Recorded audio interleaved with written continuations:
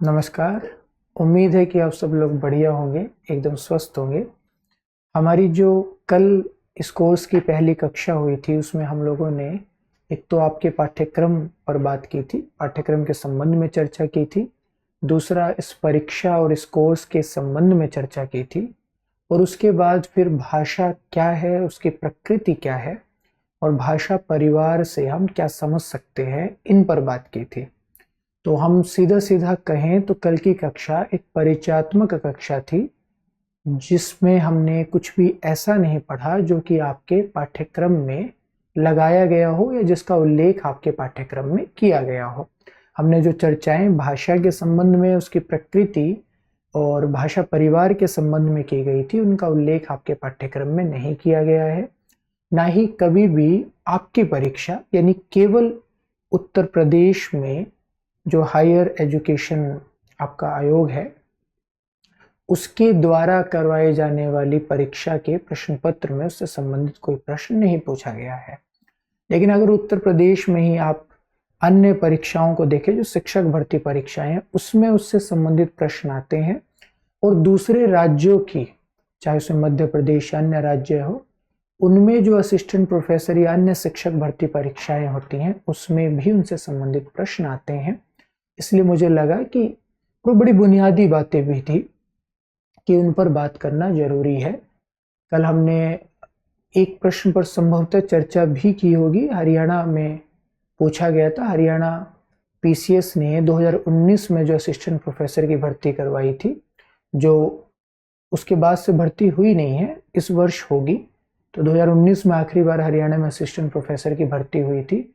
उसमें प्रश्न ये पूछा गया था कि भारत में किस भाषा परिवार की भाषाएं सबसे कम बोली जाती हैं, और उसका उत्तर था चीनी तिब्बती बर्मी भाषा परिवार। ठीक है जी। क्योंकि लगभग 75% जनसंख्या भारोपीय परिवार की भाषाएं बोलती है, लगभग 23% जनसंख्या बोलती है द्रविड़ परिवार की भाषाएं, और 1.3% जनसंख्या बोलती है लगभग ऑस्ट्रो एशियाटिक भाषा परिवार की भाषाएं, और 0.7% के आसपास की जनसंख्या बोलती है चीनी तिब्बती बर्मी भाषा परिवार की भाषाएं। इसमें एक तथ्य को लेकर हल्की सी दुविधा मुझे है कि शायद 73% भारोपीय परिवार की भाषाएं बोली जाती है और 25% द्रविड़ परिवार की। उसमें 2% ऊपर नीचे हो सकता है, और वो आपको उसका तनाव भी नहीं लेना है, वो कोई आपके लिए चिंता का विषय भी नहीं है। आपसे प्रतिशत कभी नहीं पूछेंगे किसी भी परीक्षा में। ये पूछ लेंगे सबसे ज्यादा किस भाषा परिवार की भाषाएं बोली जाती हैं, वो भारोपीय है। और वो सीधी सी बात भी है ना, क्योंकि आप जब ये देखते हैं कि भारोपीय परिवार की भाषाएं कौन कौन सी हैं, तो वो एकदम स्पष्ट हो जाता है। क्योंकि हिंदी ही भारत में कितने ज्यादा लोग बोलते हैं, और हिंदी भारोपीय परिवार की है। अंग्रेजी भी भारोपीय परिवार की है, उर्दू भी भारोपीय परिवार की है। तो 3 बड़ी बड़ी भाषाएं हो गई। इसके अलावा पंजाबी, बांग्ला, गुजराती, मराठी, असमिया, ये तमाम भारोपीय परिवार की भाषाएं हैं। कश्मीरी, डोगरी। तो स्वाभाविक सी बात है कि सबसे जनसंख्या का सबसे बड़ा हिस्सा तो इन्हीं भाषाओं को बोलता है, या सबसे बड़ा भूखंड इन्हीं भाषाओं के बोलने वाले लोगों का है। दूसरे पे द्रविड़, क्योंकि 4 राज्य हैं, 5 हो गए हैं, और आकार में, जनसंख्या में ठीक स्थिति रखते हैं वो। और फिर छोटी छोटी समुदायों की भाषाएं हैं, छोटे छोटे समुदाय यानी भाषिक समुदाय, जो उन भाषाओं का प्रयोग करते हैं। तो किसी भाषा के प्रयोग करने वाले समूह को भाषिक समूह या भाषिक समुदाय कह देते हैं। तो छोटे छोटे समुदाय हैं जिनकी अलग अलग भाषाएं हैं। कुछ ऑस्ट्रो एशियाटिक की हैं, जो कि मुख्यतः जनजातीय समुदायों की भाषाएं हैं, जिसमें संथाली सबसे ज्यादा महत्वपूर्ण है। मुंडा, कोल, मोन, खमेर, ये उसकी 2 शाखाएं। ये सब चर्चाएं हमने कल की कक्षा में की थी। आज केवल उन पर एक बार मैं नजर डाल रहा हूं। जैसे आप लोग कोई सीरियल शुरू करते होंगे तो आता ना कि कल क्या हुआ, या कल क्या देखा, या अब तक क्या देखा, अब तक क्या हुआ। तो अभी वो हिस्सा चल रहा है हमारा। ठीक है जी। तो और फिर जो चीन, तिब्बत और बर्मा यानी म्यांमार की सीमा से लगता हुआ भारत का पर्वतीय क्षेत्र है, उसमें चीनी तिब्बती बर्मी भाषा परिवार की भाषाएं बोली जाती हैं। और वो पूरा पर्वतीय क्षेत्र है, चाहे हिमाचल प्रदेश का हो, चाहे लद्दाख का हो, चाहे सिक्किम का हो, चाहे अरुणाचल प्रदेश, फिर नागालैंड, मणिपुर और मिजोरम का हो। तो पर्वत क्षेत्र के संदर्भ में एक महत्वपूर्ण बात यह होती है कि वहाँ जनसंख्या घनत्व तो बहुत कम होता है, पॉपुलेशन डेंसिटी बहुत कम होती है। जनसंख्या घनत्व का मतलब क्या होता है कि कितने क्षेत्र में कितने लोग रहते हैं, उसका अनुपात या उसका प्रतिशत। ठीक है जी। तो पहाड़ों पर बड़े क्षेत्र में अमूमन कम लोग रहते हैं, तो इसलिए भूखंड की दृष्टि से तो चीनी तिब्बती बर्मी परिवार की भाषाओं का भूखंड ठीक ठाक बड़ा है। अगर आप देखेंगे ऊपर लद्दाख से लेकर पूरा उत्तर पूर्व से नीचे तक फैला हुआ है, लेकिन वहां रहने वाले लोगों की संख्या बहुत कम है। इसलिए चीनी तिब्बती बर्मी भाषा परिवार की भाषाओं को बोलने वाले लोगों की संख्या एक परिवार की भाषाओं को बोलने वाले लोगों की संख्या के आधार पर सबसे कम है। ठीक है जी। तो ये तमाम चर्चाएं कल हुई थी, उसी का एक हिस्सा ये था। आज की कक्षा में हम आपके पाठ्यक्रम के हिसाब से पहले टॉपिक पर बातचीत शुरू करेंगे और प्रयास करेंगे कि आज की कक्षा और कल की कक्षा, इन दोनों कक्षाओं में हम उस पहले टॉपिक पर अपनी बातचीत पूरी कर लें और उससे संबंधित जो भी प्रश्न उत्तर प्रदेश की अलग अलग शिक्षक भर्ती परीक्षाओं में, मतलब असिस्टेंट प्रोफेसर की परीक्षाओं में, और उसके साथ ही अन्य राज्यों की असिस्टेंट प्रोफेसर की परीक्षाओं में पूछे गए हैं, उन प्रश्नों पर भी चर्चा कर लें। ठीक है जी। और वो टॉपिक कौन सा है? हिंदी की ऐतिहासिक पृष्ठभूमि। तो कल पाठ्यक्रम पर चर्चा करते हुए मैंने आप लोगों को बताया था ना कि पहली जो 3 इकाइयां हैं उसमें भाषा और व्याकरण से संबंधित 5-6 टॉपिक्स हैं।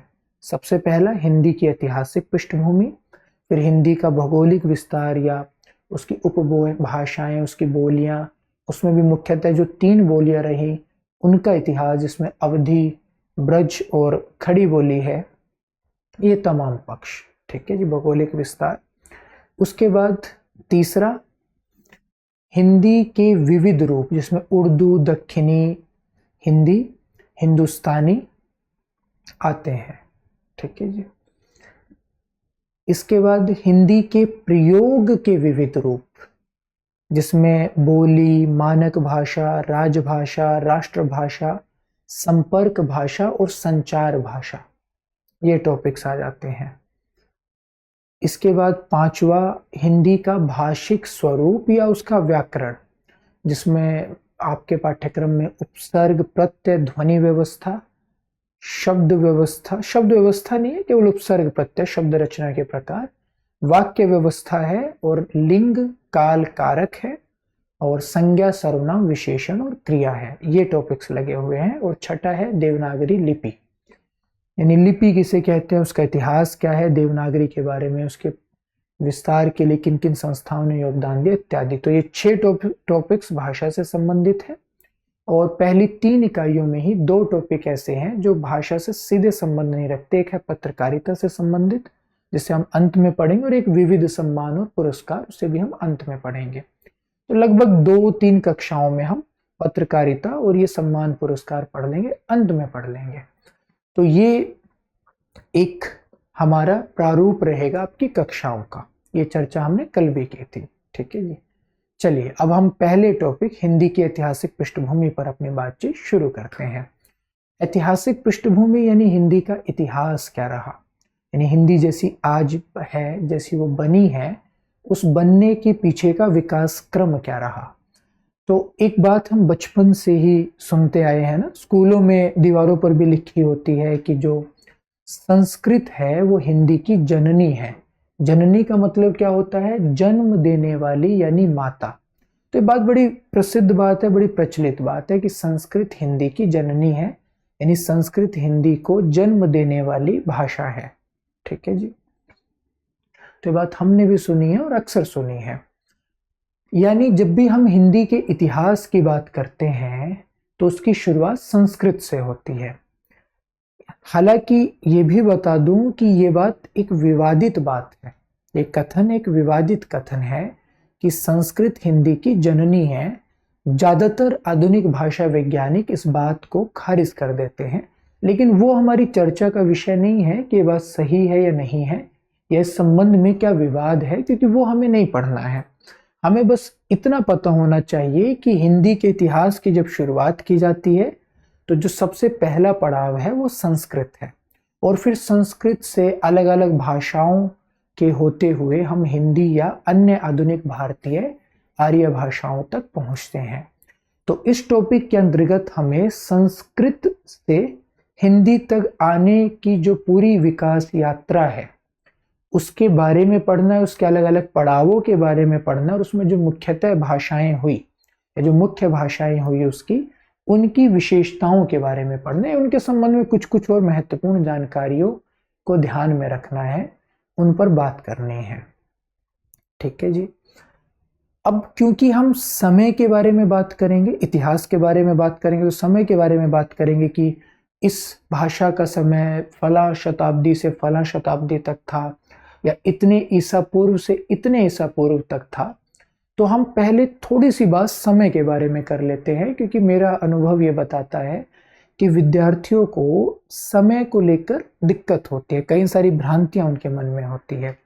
मसलन कि 19वीं शताब्दी का मतलब क्या है। पहले तो शताब्दी का मतलब क्या है। शताब्दी यानी शत अब्दी, ठीक है जी, अब्दी यानी वर्ष, शत यानी 100, तो 100 वर्षों को शताब्दी कहते हैं। शतक से ध्यान रह जाएगा, क्रिकेट के दीवाने अमूमन लोग भारत में होते ही हैं। तो शतक यानी सेंचुरी, जब 100 रन कोई बल्लेबाज बना देता है, तो शताब्दी यानी 100 वर्षों का समय। दशक 10 यानी 10 वर्षों का समय। ठीक है जी, यानी एक शताब्दी में 10 दशक होते हैं, 10 वर्षों के समय होते हैं। ठीक है जी। जब भी हम कहते हैं 19वीं या 20वीं शताब्दी, तो आप लोगों को एकदम एक सीधी सी बात समझनी है कि अभी हम किस शताब्दी में हैं, 21वीं शताब्दी में। ये बात आप में से सब जानते होंगे, ये मैं मानकर चल रहा हूं, और जानते ही होंगे, सबको पता है कि भाई हम 21st सेंचुरी में हैं या 21वीं शताब्दी में हैं। और हम किस साल में हैं, 2024। हालांकि खत्म होने वाला है, 25 आने ही वाला है, लेकिन फिलहाल तो 2024 में है।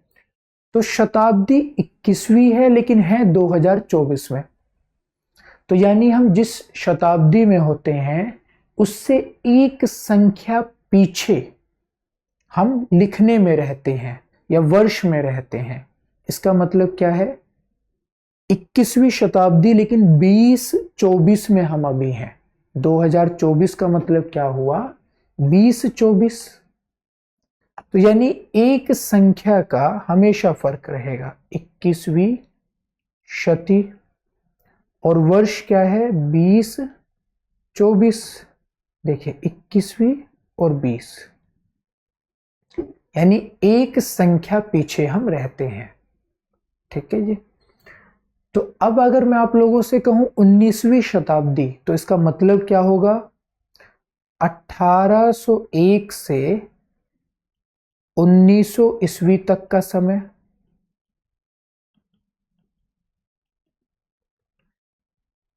ये मतलब इसका क्यों हुआ, क्योंकि एक संख्या पीछे आपको रहना है। 19वीं तो 18 से आप शुरू करेंगे। मैं आपसे कहूं 17वीं शताब्दी, तो आप 16 से शुरू करेंगे, 1601 से 1700। मैं आपसे कहूं 15वीं शताब्दी या 16वीं शताब्दी, फिर आप एक संख्या पीछे से शुरू करेंगे, 16वीं शताब्दी यानी 1501 से 1600 ईस्वी। अब ईस्वी मतलब दंत ऐसा होता है, तो वो ईस्वी होगा ना कि ईस्वी। ठीक है जी। अब अगर मैं आपसे कहूं 20वीं शताब्दी, तो आप 1901 से शुरू करेंगे, 1901 से 2000 तक, पूरे 100 वर्ष करने होते हैं ना। अब मैं कहूं 18वीं शताब्दी, तो 1701 से 1800 ईस्वी तक। ठीक है जी। यानी हम जिस शताब्दी की बात करेंगे उसका समय अमूमन उससे एक अंक पीछे होगा। अमूमन मैंने क्यों कहा, क्योंकि उसी में आप कह सकते हैं कि सर 1800 ईस्वी भी तो 18वीं शताब्दी बिल्कुल है, लेकिन वो महज एक वर्ष है, 99 वर्षों में एक अंक पीछे है। तो 21वीं शताब्दी 2001 में शुरू हुई थी, देखिए 20 से शुरू हुई, 2001 और 2100 ईस्वी तक चलेगी। ठीक है जी। 20वीं शताब्दी 1901 में शुरू हुई, 2000 ईस्वी तक चलेगी। 18वीं शताब्दी 1701 में शुरू हुई, 1800 ईस्वी तक चलेगी। 17वीं शताब्दी 1601 में शुरू हुई, 1700 ईस्वी तक चलेगी। ठीक है जी। 15वीं शताब्दी 1401 में शुरू हुई, 1500 ईस्वी तक चलेगी। पहली शताब्दी 1 ईस्वी में शुरू होगी और 100 ईस्वी तक चलेगी। दूसरी शताब्दी 101 ईस्वी में शुरू होकर 200 ईस्वी तक चलेगी। ठीक है जी। 8वीं शताब्दी 701 ईस्वी में शुरू होकर 800 ईस्वी तक चलेगी, यानी एक अंक आपको पीछे कर देना है। ठीक है जी। दूसरी शताब्दी 101 एक से शुरू होगी, 201 से नहीं, वो तीसरी हो जाएगी, ये बात ध्यान रखनी है। ठीक है, बात लिखी हुई भी आपको मिलेगी पीडीएफ में, वो मेरी चिंता है, आपकी नहीं, बस आपको याद रखनी है। अब ये ईस्वी का मतलब क्या है, जो हम कहते रहते ना हम 2024 ईस्वी सन में है, ईस्वी कहाँ से आया? ईसा मसीह से। ईसा मसीह यानी जीसस। ईसाई धर्म में जिनकी आराधना की जाती है वो ईसा मसीह। वैसे तो ईसाई लोग मानते हैं कि जो ईसा मसीह है, जिनको यीशु कहते हैं गांव में, यीशु, कि वो यीशु परमात्मा के पुत्र हैं, मतलब वो भगवान नहीं है, वो भगवान के पुत्र हैं, वो संदेश वाहक हैं। लेकिन बाद में क्योंकि वही समक्ष थे, वही साक्षात थे, और इंसानों को अपनी आराधना, अपनी साधना के एक आलंबन की जरूरत होती है। हम जब भी किसी के प्रति बहुत श्रद्धा का भाव रखते हैं तो हम चाहते हैं कि हमें पता हम किसके प्रति श्रद्धा रख रहे हैं, तो ईश्वर के रूप में यीशु मसीह की ही आराधना की जाने लगी है।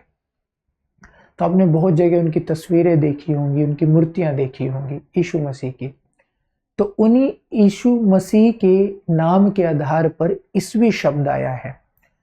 तो 2024 ईस्वी का मतलब क्या है कि यीशु मसीह को धरती पर आए हुए 2024 वर्ष हो गए। तो यानी जब से वो धरती पर आए तब से समय को उनके हिसाब से मापना शुरू किया गया। हालांकि तब से ये शुरुआत नहीं, शुरुआत तो बाद में, लेकिन आधार उन्हीं को बनाया गया। तो यानी 10 ईस्वी सन का मतलब क्या? यीशु मसीह तब धरती पर आए हुए उनको 10 वर्ष हो गए थे। 2024 यानी 2024 वर्ष उनको धरती पर आए हुए हो जाएंगे। ठीक है जी। तो ये हो गया ईस्वी सन का मतलब। अब जब तक यीशु मसीह धरती पर नहीं आए थे, धरती तो उससे पहले भी थी, इंसान भी थे, उस समय को कैसे मापा जाए? तो इसका समाधान क्या किया गया कि उसे ईसा पूर्व में मापा जाए, कि ईसा के आने से पूर्व का समय, यानी पहले का समय। ठीक है जी, ईसा से पहले का समय। ठीक है जी। यानी हम ईसा मसीह को आधार बनाकर उनसे पहले के समय को उल्टा मापते हैं, क्योंकि वो तो उल्टा ही माप रहे हैं ना भाई। सीधा तो इधर है, इधर आरोही क्रम है, 1 के बाद 2, 2 के बाद 3, 3 के बाद 4। जैसे अब 2024 है तो 2025 आएगा, ना कि 2023। इधर सीधा क्रम है, क्योंकि ये तो हम सही से माप रहे हैं ना कि उनको इतने वर्ष हो गए। वहां हमें उल्टा मापना होता है कि उनके आने से इतने दिन पहले। ठीक है जी। अब अगर मैं आप लोगों से ये पूछूं कि भाई जब उल्टा मापते हैं तो ज्यादा बड़ी संख्या क्या होगी, 101 या 100? या इसको आप बड़ी छोड़िए, ये बताइए ज्यादा दूर की संख्या कौन सी है, 101 या 100? जाहिर सी बात है 101, वो ज्यादा दूर की संख्या होगी। ठीक है जी। तो आपको वहां उल्टी गिनती में समय को देखना होता है। वहां 101 पहले आएगा, 100 बाद में आएगा। स्कूल में हमें उल्टी गिनती पढ़ाई जाती थी ना, कि 100 से पढ़ाई जा रही है तो 100, 99, 98, 97, 96, 95, 94, 93, 92, 91, 90, इस तरह पूरे एक तक। एक तो सीधी गिनती याद करवाई जाती है 1 2 3 4 5, एक उल्टी याद करवाई जाती है 5 4 3 2 1। तो हम उल्टा समय माप रहे हैं पूर्व में, तो उल्टा समय चलेगा वहां। पहले 101 ईस्वी होगा, फिर 100 ईस्वी होगा, फिर 99, मतलब ईस्वी के साथ पूर्व भी लगा होगा। 101 ईसा पूर्व, 100 ईसा पूर्व, 99 ईसा पूर्व। ठीक है जी। उल्टा देख रहे हैं तो उल्टा समय मापना है, बस इतनी सामान्य सी बात है, ये ध्यान रखनी है। तो हमने समय के संदर्भ में जो बातें की वो ये है। समय के संदर्भ में महत्वपूर्ण बिंदु, पूर्व का मतलब है पहले, अर्ध का मतलब है आधा, उत्तर का मतलब है बाद का। ठीक है जी। इनके दूसरे दूसरे मतलब भी लिखे हुए हैं। पूर्व एक दिशा का नाम भी है ईस्ट का, उत्तर एक दिशा का नाम भी है नॉर्थ का, और आंसर यानी जवाब तो उसका मतलब होता ही है। शताब्दी यानी 100 वर्ष की अवधि। पहली शताब्दी 1 से 100 ईस्वी सन, दूसरी 101 से 200, 21वीं 2001 से 2100। कभी कभी पूर्वार्ध शब्द का प्रयोग किया जाता है। तो पूर्वार्ध का मतलब क्या है, पूर्व धन अर्ध, यानी पहले की आधी शताब्दी। अर्ध यानी आधी, पूर्व यानी पहले की आधी शताब्दी, यानी जैसे अगर मैं कहूं 20वीं शताब्दी का पूर्वार्ध, तो 20वीं शताब्दी की पहले की आधी शताब्दी। अब आधी शताब्दी कितनी होगी, 50 वर्ष, यानी 1901 से 1950 तक का समय, पहले 50 वर्ष। उत्तरार्ध यानी बाद की आधी शताब्दी, यानी 1951 से 2000 ईस्वी तक का समय। ठीक है जी। फिर शताब्दी का आधार ईसा मसीह, ईस्वी सन यानी जो सही से चल रहा है, समय का प्रवाह सीधा, और ईस्वी पूर्व समय का प्रवाह उल्टा। देखिए सारा कुछ लिखा हुआ है, इसका बिल्कुल तनाव आपको नहीं लेना है। ठीक है जी। ये मैंने बनाकर दिखा दिया कि भाई पहले 2000 ईस्वी है, फिर 1500, फिर 1000, फिर 500 ईसा पूर्व में, ये पहले वाला, फिर बाद का।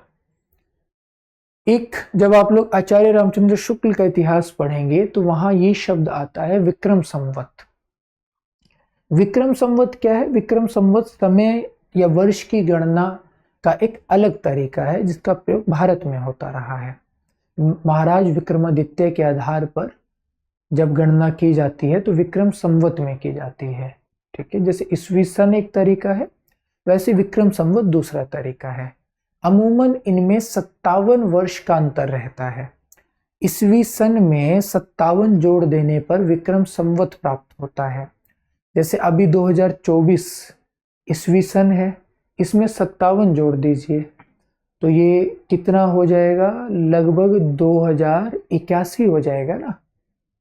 2024 में 57 जोड़ेंगे, 4 और 7 11, और 1 5, और 2 7, और 1 8, 2081, यानी इस समय हम 2081 विक्रम संवत में हैं।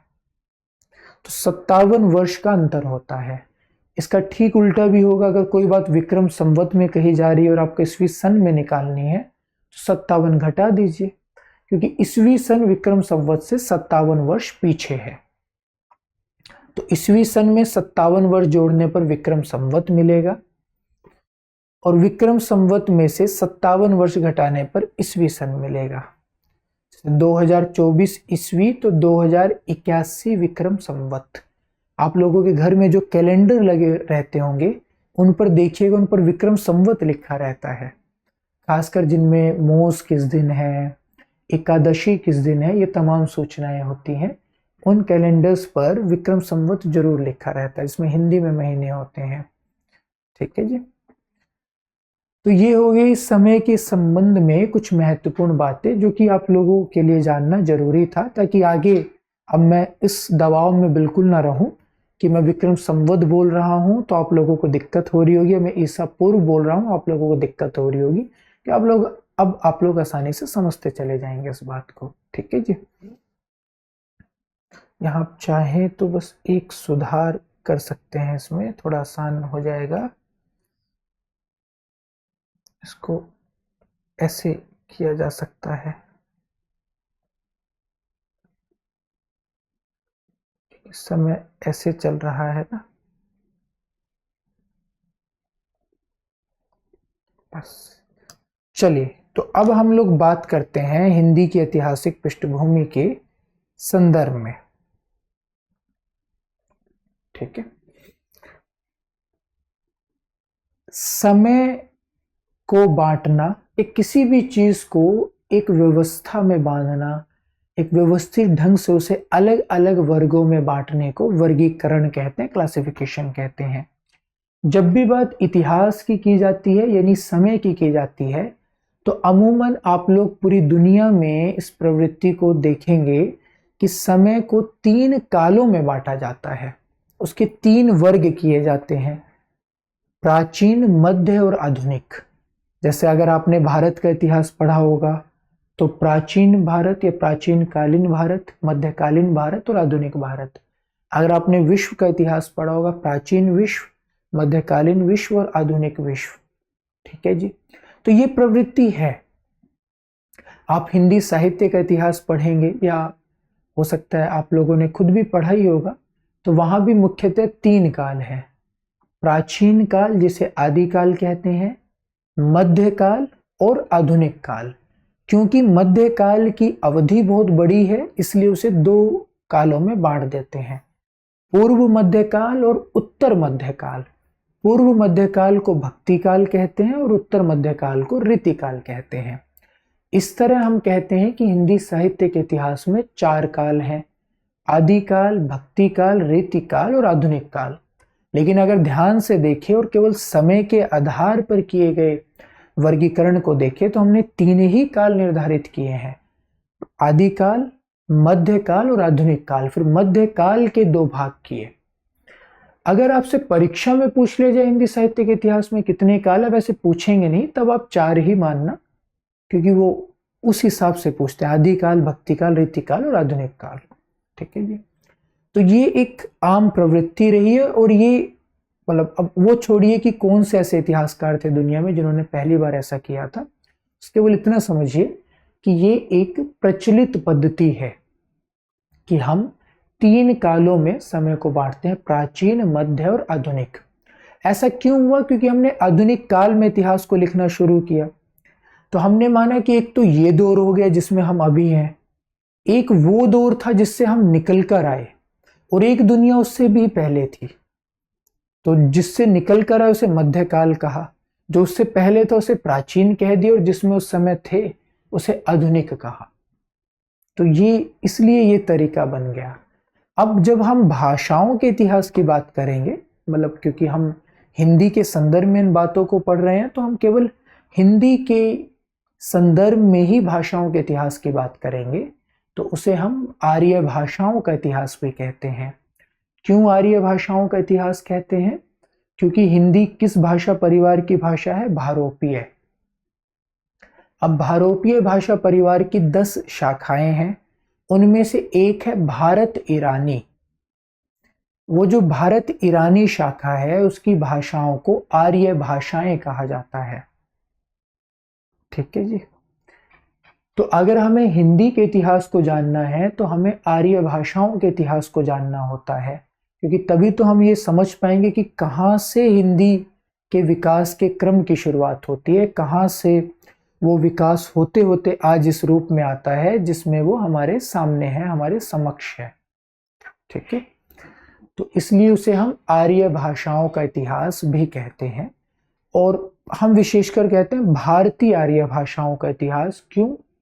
क्योंकि भारतीय संदर्भ में ही हम पढ़ते हैं। भारत ईरानी में भी ईरानी भाषाएं भी हैं, लेकिन हमें केवल पढ़ना है भारतीय का, इसलिए हम कहते हैं भारतीय आर्य भाषाओं का विकास क्रम या भारतीय आर्य भाषाओं का इतिहास, जिसकी शुरुआत कहां से होगी? संस्कृत से होगी। तो एक सिरे पर संस्कृत है, दूसरे सिरे पर हिंदी है। अब उसके बीच में भी बहुत सारी भाषाएं रही होंगी, स्वाभाविक है रही। तो हम इस इतिहास को या इस विकास क्रम को 3 कालों में बांट देते हैं, प्राचीन, मध्य और आधुनिक। प्राचीन भारतीय आर्य भाषाओं का इतिहास, मध्यकालीन भारतीय आर्य भाषाओं का इतिहास और आधुनिक भारतीय आर्य भाषाओं का इतिहास। खुद दिमाग में बिल्कुल भी तनाव नहीं लेना है कि ये सब कुछ लिखना पड़ेगा, लिखा हुआ मिलेगा। अभी वो स्लाइड में जानबूझकर नहीं निकाल रहा हूं, क्योंकि मुझे पता है कि फिर विद्यार्थियों का ना दिमाग वहीं अटक जाता है, उसी स्लाइड पर। तो वो मुझे नहीं करना। आप ध्यान से सुनिए, मैं जो कह रहा हूं लिखा हुआ आपको मिल जाएगा सब कुछ, ठीक है जी। अभी दिखाऊंगा भी। तो प्राचीन भारतीय आर्य भाषाओं का इतिहास, मध्यकालीन और आधुनिक भारतीय आर्य भाषाओं का इतिहास। अब आधुनिक भारतीय आर्य भाषा कौन सी है? अभी भी हम मानते हैं मोटे तौर पर कि हम आधुनिक काल में हैं। हालांकि इतिहासकारों ने ये दावे शुरू कर दिए कि हम उत्तर आधुनिक काल में हैं, कुछ तो उसके आगे की भी बात करने लगे हैं। मोटा मोटी हम मानते हैं कि हम आधुनिक काल में हैं। तो जी, अब आधुनिक काल में है तो इस समय हम जिन भाषाओं का प्रयोग सामान्यतः कर रहे हैं अपने जीवन में, क्योंकि हम जानते तो पुरानी भाषाओं को भी हैं, लेकिन उनका प्रयोग आम प्रचलन से खत्म हो गया है। जैसे संस्कृत बहुत पुरानी भाषा है, हम उसको जानते हैं, आज भी उसका ज्ञान है, लेकिन उसका प्रयोग अब प्रचलन से बाहर हो गया है। अब हम उसका प्रयोग वैसे नहीं करते। मतलब कोई आम लोग तो दो नहीं बोलते ना आपस में संस्कृत। बताते हैं कि कुछ एक गांव है भारत में 2-3 जहां संस्कृत का व्यवहार होता है, और वो भी अपवाद है। 2-3 गांव इतने लाखों गांव वाले देश में, ठीक है जी। तो जिनका प्रयोग आम प्रचलन में हो रहा है, यानी वो आधुनिक भाषाएं हैं जिसमें हिंदी है। अगर आप ऊपर से शुरू हो जाएं, कल हमने बात भी की थी जम्मू कश्मीर से, तो जम्मू की भाषा डोगरी है, कश्मीर की भाषा कश्मीरी है, फिर पंजाब की भाषा पंजाबी है, फिर हिंदी राज्य आते हैं इसमें हिमाचल प्रदेश, उत्तराखंड, उत्तर प्रदेश, हरियाणा, राजस्थान, मध्य प्रदेश, बिहार, झारखंड और छत्तीसगढ़ है, और एक दिल्ली है अर्ध राज्य। फिर आता है गुजरात, गुजरात की भाषा गुजराती है। गुजरात के नीचे महाराष्ट्र आता है, महाराष्ट्र की भाषा मराठी है।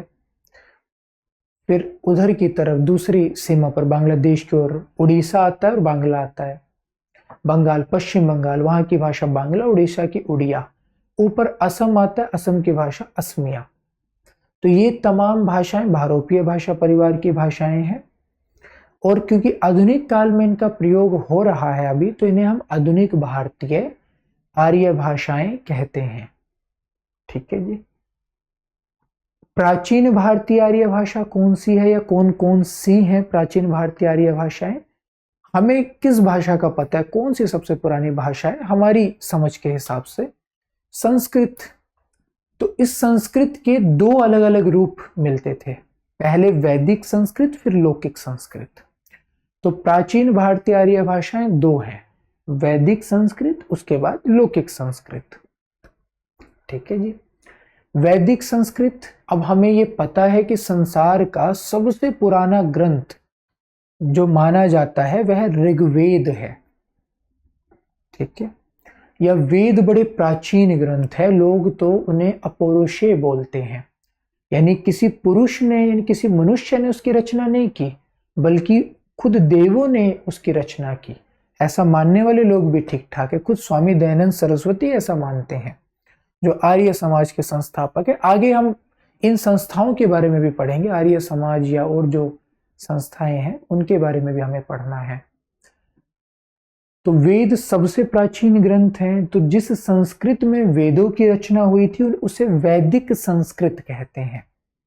फिर वैदिक संस्कृत से थोड़ा आसान रूप आया जिसे लौकिक संस्कृत कहा गया, यानी जो लोक की संस्कृत थी, आम लोग। लोक किसे कहते हैं? आम लोगों को, हम सब लोक में हैं, तो उसे लौकिक संस्कृत कहा गया। और लौकिक संस्कृत में रामायण, महाभारत या अन्य ग्रंथों की रचनाएं हुई, ठीक है जी। तो सबसे प्राचीन 2 भाषाएं वैदिक संस्कृत, उसके बाद लौकिक संस्कृत। आधुनिक भारतीय आर्य भाषाएं जो कि समानांतर विकसित हुई, उसमें वो तमाम भाषाएं आती, हिंदी, उर्दू, गुजराती, मराठी, कश्मीरी, डोगरी, सिंधी, लहंदा, कोंकणी, नेपाली, असमिया, ओ तमाम, उड़िया, बंगाली। ठीक है जी, ये भाषाएं।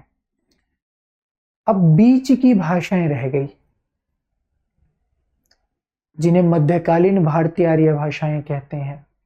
वो तमाम भाषाएं तो रह ही गई, लेकिन उससे पहले एक प्रश्न आप लोगों के मस्तिष्क में आना बहुत जरूरी है कि ऐसा क्या है कि हम लोग किसी एक भाषा का ही प्रयोग नहीं करते आ रहे हैं। कितना अच्छा होता अगर हम लोग एक ही भाषा का प्रयोग कर रहे होते, आप लोगों को इतिहास भी नहीं पढ़ना पड़ता। फिर ये ऐसा इसलिए होता है क्योंकि भाषा सतत परिवर्तनशील है। भाषा सतत यानी निरंतर, यानी लगातार बदलती रहती है।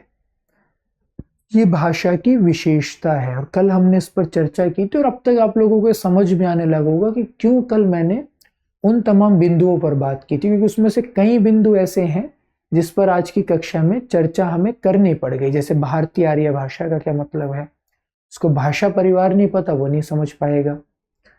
भाषा सतत परिवर्तनशील या लगातार बदलती रहती है, जिसको भाषा की प्रकृति की समझ नहीं, वो इस बात को समझ ही नहीं पाएगा। और बदलती भी कैसे है भाषा, लगातार आसान होती जाती है, संयोगात्मकता से वियोगात्मकता की ओर उन्मुख होती है, मुख सुख के नियम से संचालित होती है। भाषा लगातार आसान होती जाती है। इसलिए आप हमेशा देखेंगे कि किसी भी दौर में भाषा के अमूमन एक ही भाषा के दो रूप प्रचलित होते हैं। एक जिसका प्रयोग पढ़ाई लिखाई के लिए किया जाता है, जिसका प्रयोग पढ़े लिखे लोग करते हैं, जिसमें किताबें छपती हैं, जिसमें हम औपचारिक बातचीत करते हैं, उसे कहते हैं शिष्ट भाषा। शिष्ट यानी शिष्ट लोगों की भाषा, पढ़े लिखे लोगों की भाषा, या पढ़े लिखे लोगों के औपचारिक प्रयोग की भाषा। दूसरी होती है लोक भाषा, आम लोक में घर के भीतर अनौपचारिक प्रयोग में जिस भाषा का प्रयोग किया जाता रहता है, या होता है, या किया जाता है। ठीक है, या किया जा रहा होता है, किया जाता रहता है, गलत है। ठीक है जी। तो आज भी अगर हम बात करें तो हम लोग इस समय कक्षा में जिस भाषा का प्रयोग कर रहे हैं उसकी ज्यादातर शब्दावली ऐसी है जिसका प्रयोग आप आम भाषा में भी करते होंगे, लेकिन वो वाक्य विन्यास, वो भाषा की गरिमा, वो उसका औपचारिक होना, ये तो तमाम वो चीजें नहीं है जिनका प्रयोग आप सामान्यतः भी करते होंगे। आप जब अपने दोस्त से बात करते होंगे तो इस भाषा का रूप थोड़ा गड्ढमड्ढ हो जाता होगा, तब बहुत से शब्द ऐसे होते होंगे जो बदल जाते होंगे, आपके देहाती शब्द यानी आपकी बोलियों के शब्द आ जाते होंगे, कुछ शब्द आप अंग्रेजी के मिश्रित करने लग जाते होंगे, कुछ शब्द आप दोस्तों ने गढ़ रखे होंगे आपस में, उनका प्रयोग शुरू कर देते होंगे, वाक्य विन्यास टूटने लगता है, उल्टे सीधे वाक्य भी बनने लगते हैं। तो इस तरह भाषा में परिवर्तन आ जाता है। तो हर दौर में भाषा के दो रूप होते ही है, उस दौर में भी थे।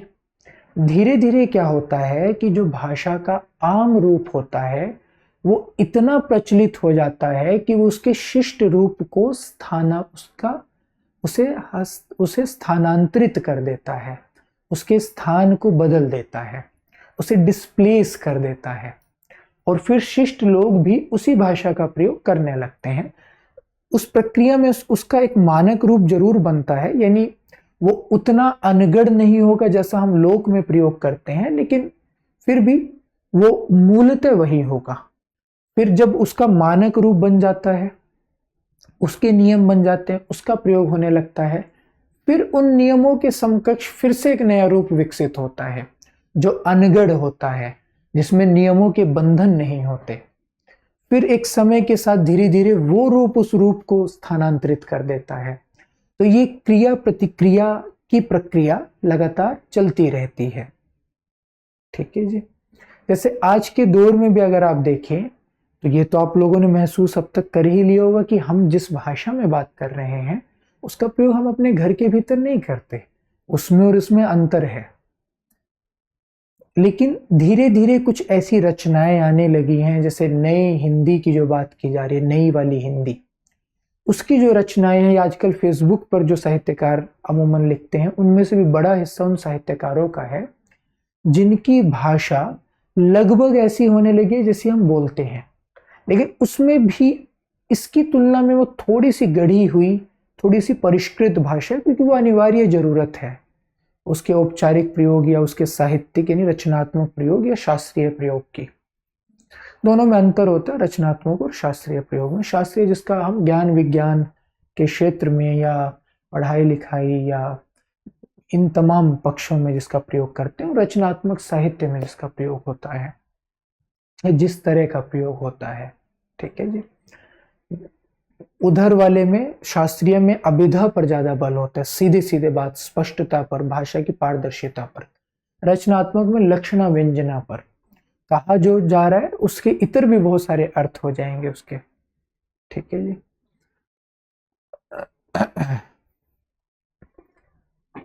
तो ये द्वंद्व हमेशा चलता है। जैसे अब खड़ी बोली हिंदी ही प्रसाद ने लिखी, खड़ी बोली हिंदी निराला ने लिखी, लेकिन मतलब निराला की अगर राम की शक्ति पूजा की शुरुआती पंक्तियों को छोड़ भी दे, तब भी क्या हम वैसी ही हिंदी का प्रयोग आज करते हैं? नहीं करते। हमारी भाषा में परिवर्तन आ गया है।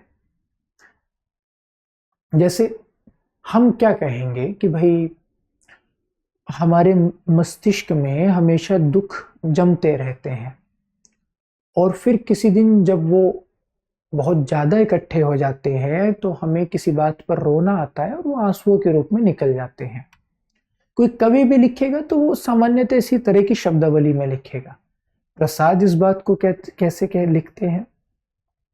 जो घनीभूत पीड़ा थी मस्तक में स्मृति सी छाई, आज दुर्दिन में, या माफ कीजिएगा, दुर्दिन में आज वह आंसू बनकर बरसने आई। हो सकता है एक दो शब्दों का क्रम मैंने गड़बड़ कर दिया, मोटा मोटी यही है। आंसू काव्य की पंक्तियां हैं उनकी। जो घनीभूत पीड़ा थी मस्तक में स्मृति सी छाई, दुर्दिन में वह आंसू बनकर आज बरसने आई। ये सही पंक्तियां हैं। तो देखिए फर्क आ गया। दुर्दिन का प्रयोग अब आप नहीं करते, मस्तक का प्रयोग सामान्यतः आप नहीं करते। ठीक है जी। तो ऐसे फर्क आता रहता है भाषा के रूप में। तो यही फर्क आने के कारण हमें अलग अलग भाषा के रूप मिलते हैं। पहले वैदिक संस्कृत थी, फिर लौकिक संस्कृत, लेकिन ये दोनों ही संस्कृत थी। तो प्राचीन भारतीय आर्य भाषा यानी संस्कृत। बड़ी आसान सी बात है, हम बचपन से पढ़ते भी आए हैं। संस्कृत का मतलब क्या है? कृत, समधन कृत से बना संस्कृत। संधि हमें पढ़नी नहीं है, लेकिन एक सामान्य सी बात बता देता हूं संधि के संदर्भ में। संधि का नियम होता है एक, कि जब भी सम उपसर्ग में किसी क्री धातु का प्रयोग होगा, सम उपसर्ग और क्री धातु से बना शब्द, तो नतीजा क्या होगा? जो म है सम का, वो अनुस्वार में बदल जाएगा, बिंदी में बदल जाएगा, और आधे स का आगम हो जाएगा। इसे कहते हैं हल चिन्ह। हल चिन्ह का मतलब होता है जब भी किसी व्यंजन के नीचे लगा होगा, यानी ये व्यंजन आधा है, और ये अनुस्वार बिंदी जिसको कहते हैं। ठीक है जी। तो समधन कृत, अब कृत क्री धातु से बना है, तो स ऊपर बिंदी, म कहां चला गया? बिंदी बन गया, आधा स आ गया और कृत बना संस्कृत। ठीक है जी। सम उपसर्ग का मतलब क्या होता है? बेहतर ढंग से, अच्छे से। तो संस्कृत यानी बेहतर ढंग से, कृत यानी बना हुआ। कहते ना कृति है जिसे बनाया गया हो, जिसे रचा गया हो। या तुलसी कृत रामचरितमानस, तुलसी के द्वारा रचा गया रामचरितमानस ग्रंथ। या प्रेमचंद कृत गोदान, निराला कृत राम की शक्ति पूजा, कबीर कृत पद और दोहे, पद जिससे शब्द कहते हैं संत काव्य के संदर्भ में। चारों उदाहरण मैंने ऐसे दे दिए जो मुझे बेहद पसंद हैं, आप लोग अपनी हिसाब से उदाहरण रख सकते हैं। मूल भाव ये है कि कृत यानी जो रचा गया हो। तो संस्कृत यानी बेहतर माफ कीजिएगा, थोड़ा गला मेरा खराब हो रखा है, तो थोड़ा सा बियर आप लोगों को करना पड़ेगा ना, बार बार खांसी का ना, आवाज भी थोड़ी मेरी खराश भरी हो रखी है इन दिनों, खरी सी। तो संस्कृत यानी जो बेहतर ढंग से रचा गया हो। तो संस्कृत भाषा बड़ी परिष्कृत भाषा है, बड़ी गढ़ी हुई सी भाषा है, यानी एकदम जैसे घर होता है ना, एकदम साफ सुथरा सुंदर सा, कहीं भी इतनी भी समस्या नहीं है। अगर दीवार है तो सीमेंट एकदम सीधा है, पेंट एकदम सीधा है, आप लेंस लेकर भी ढूंढेंगे ना तब भी आपको खरोचे नहीं मिलेंगे। सही स्थान पर सही चीज रखी है, साफ सुथरी स्वच्छ चमकदार रखी है, तो एकदम परिष्कृत, एकदम सुंदर सी है संस्कृत, एकदम गढ़ी हुई। लेकिन इस परिष्कार से इतनी ऊब धीरे धीरे विकसित होने लगी, क्योंकि अगर कोई चीज बहुत परिष्कृत है तो बहुत नियम कानूनों से बंधी हुई होगी, क्योंकि तभी तो वो बची रहेगी ना, वरना तो हालत खराब हो जाएगी। जैसे अगर आपने घर में पेंट करवाए और अगर कह दें आप बच्चों को कि भाई जैसे रहना रहो, तो 4 दिन में ही ना आपका पेंट पता नहीं चलेगा आपने क्या करवाया गया था। वो सारा उनके भीतर का जो लियोनार्डो दा विंची है, सारी कला वो दीवारों पर निकाल देंगे। कोई पेंसिल से कुछ बना रहा है, कोई पेन से कुछ बना रहा है, तीसरे को पेन पेंसिल नहीं मिले तो लकड़ी उठा कर लाया, वो लकड़ी से बना रहा है, वो कह रहा है कि देखो मेरी कलाकृति सबसे ज्यादा स्थायी होगी, मैं सीमेंट तक को उखाड़ दूंगा अपनी कलाकृति बनाने के लिए। तो फिर नियम बनाए जाते हैं कि देखो कोई दीवार को छेड़ेगा नहीं, दीवार को छेड़ेंगे तो पापा पिटाई करेंगे या दादाजी पिटाई करेंगे, या वो कहीं छोड़ आएंगे, कमरे में बंद कर देंगे, ये नहीं मिलेगा वो नहीं मिलेगा। और उन नियमों की बंदिश के कारण वो पेंट बचा रहता है। हालांकि तब भी बच्चे हैं तो इधर उधर से कुछ ना कुछ कर ही देते हैं, पर जितना भी बचा रहता है नियमों की बंदिश के कारण बचा रहता है। तो यही बात संस्कृत पर भी लागू होती थी कि नियम कानून बहुत सख्त थे संस्कृत के व्याकरण के, जिस वजह से संस्कृत इतनी परिष्कृत भाषा थी। लेकिन एक तबका तो ऐसा था ही जो इन नियमों के बंधन से मुक्त होना चाह रहा था, जो चाह रहा था भाषा थोड़ी आसान हो, थोड़ी उन्मुक्त हो। इसलिए एक नई भाषा आई जिसे कहा गया प्राकृत। प्राकृत प्रकृति, प्रकृति यानी जिसमें मनुष्य का हस्तक्षेप ना हो। तो संस्कृत की प्रतिक्रिया में ही आया हुआ नाम है ये प्राकृत। प्राकृत यानी मनुष्य का हस्तक्षेप नहीं है, एकदम ये प्रकृत नेचुरल भाषा। तो मध्यकालीन भारतीय आर्य भाषाओं को कहा जाता है प्राकृत। प्राचीन भारतीय आर्य भाषाएं संस्कृत, मध्यकालीन भारतीय आर्य भाषाएं प्राकृत, और आधुनिक भारतीय आर्य भाषाएं हम जानते ही, हमारे आसपास उनका प्रयोग होता ही है।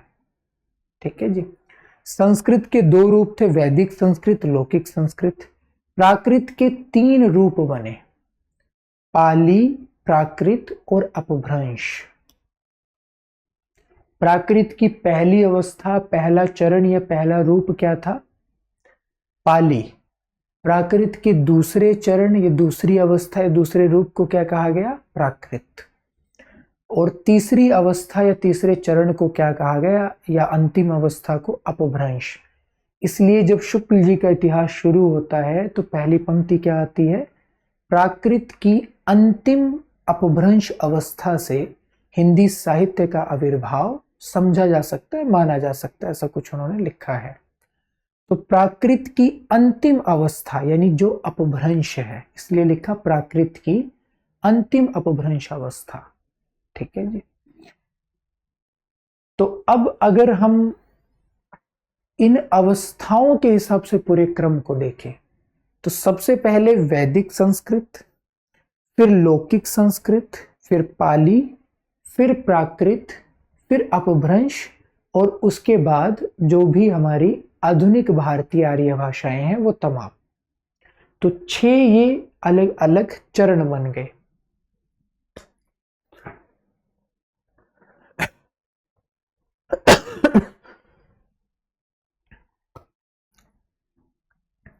वैदिक संस्कृत, लौकिक संस्कृत, पाली, प्राकृत और अपभ्रंश।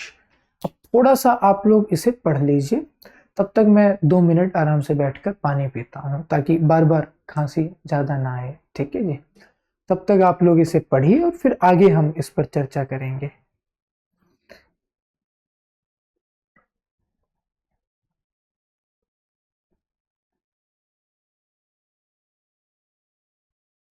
ठीक है जी।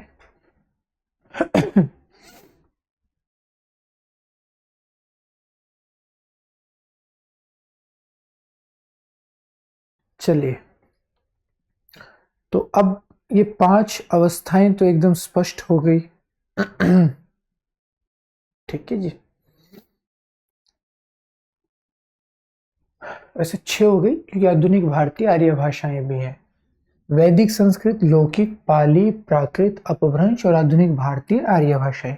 हो सकता है कि फिलहाल आपको स्क्रीन पर ना ये साफ तौर पर ना दिखाई दे रहा हो ये कंटेंट, ये पूरी विषय वस्तु, लेकिन जो पीडीएफ आपके पास आएगी उसमें एकदम साफ दिखेगा क्योंकि स्क्रीन बहुत बड़ी है, तो इसलिए वो पिक्सल्स इतने फट जाते हैं कि वो लिखा हुआ साफ दिखता नहीं है।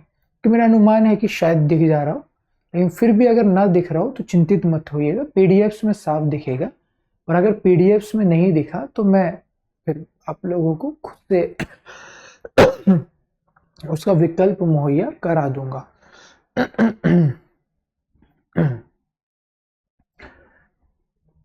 तो अब हमें इसका समय याद करना है। एक तो क्रम बहुत महत्वपूर्ण होता है, परीक्षाओं में पूछा जाता है, क्रम हमने याद कर लिया। वैदिक सबसे पुराने वेद थे। अब देखिए रटने की जरूरत नहीं है, समझना है केवल। सबसे पुराने वेद थे वैदिक, फिर लौकिक संस्कृत, फिर पाली, प्राकृत और अपभ्रंश, और फिर आधुनिक भारतीय आर्य भाषाएं। ठीक है जी। अब इनका समय याद करना है। समय याद करने का तरीका भी एकदम आसान है, बहुत परेशान नहीं होना, सीधे सीधे एक बात सोचिए। अभी हम 2024 ईस्वी में हैं, तो इस 2024 ईस्वी को 2000 और पीछे ले जाइए। एक तो 1 ईस्वी से 2000 ईस्वी, मतलब भाषा के मामले में हम कह सकते हैं हम लगभग 2000 ईस्वी में हैं, क्योंकि 23-24 वर्षों की अवधि ना भाषा के इतिहास में नगण्य होती है। 100 वर्ष की अवधि को विद्वान लगभग शब्द कहकर समेट देते हैं। तो 24 वर्ष की अवधि का तो क्या ही मतलब होगा, क्योंकि भाषा 30-40 वर्ष की नहीं होती, भाषा 400-500 वर्षों तक रहती है अमूमन। तो हम लोग को ईस्वी सन में ही लगभग 2000 वर्ष हो गए हैं, तो इसे 2000 वर्ष और पीछे ले जाइए। ठीक है जी। या अगर 2000 वर्ष पीछे नहीं भी ले जाना तो उल्टे चलना शुरू कर दीजिए, 2000 वर्ष इधर हो गए। अब ये जितनी भी आधुनिक भारतीय आर्य भाषाएं हैं इन्हें अभी लगभग 1000 वर्ष हुए हैं। ये बात ध्यान रखनी है आप लोगों को।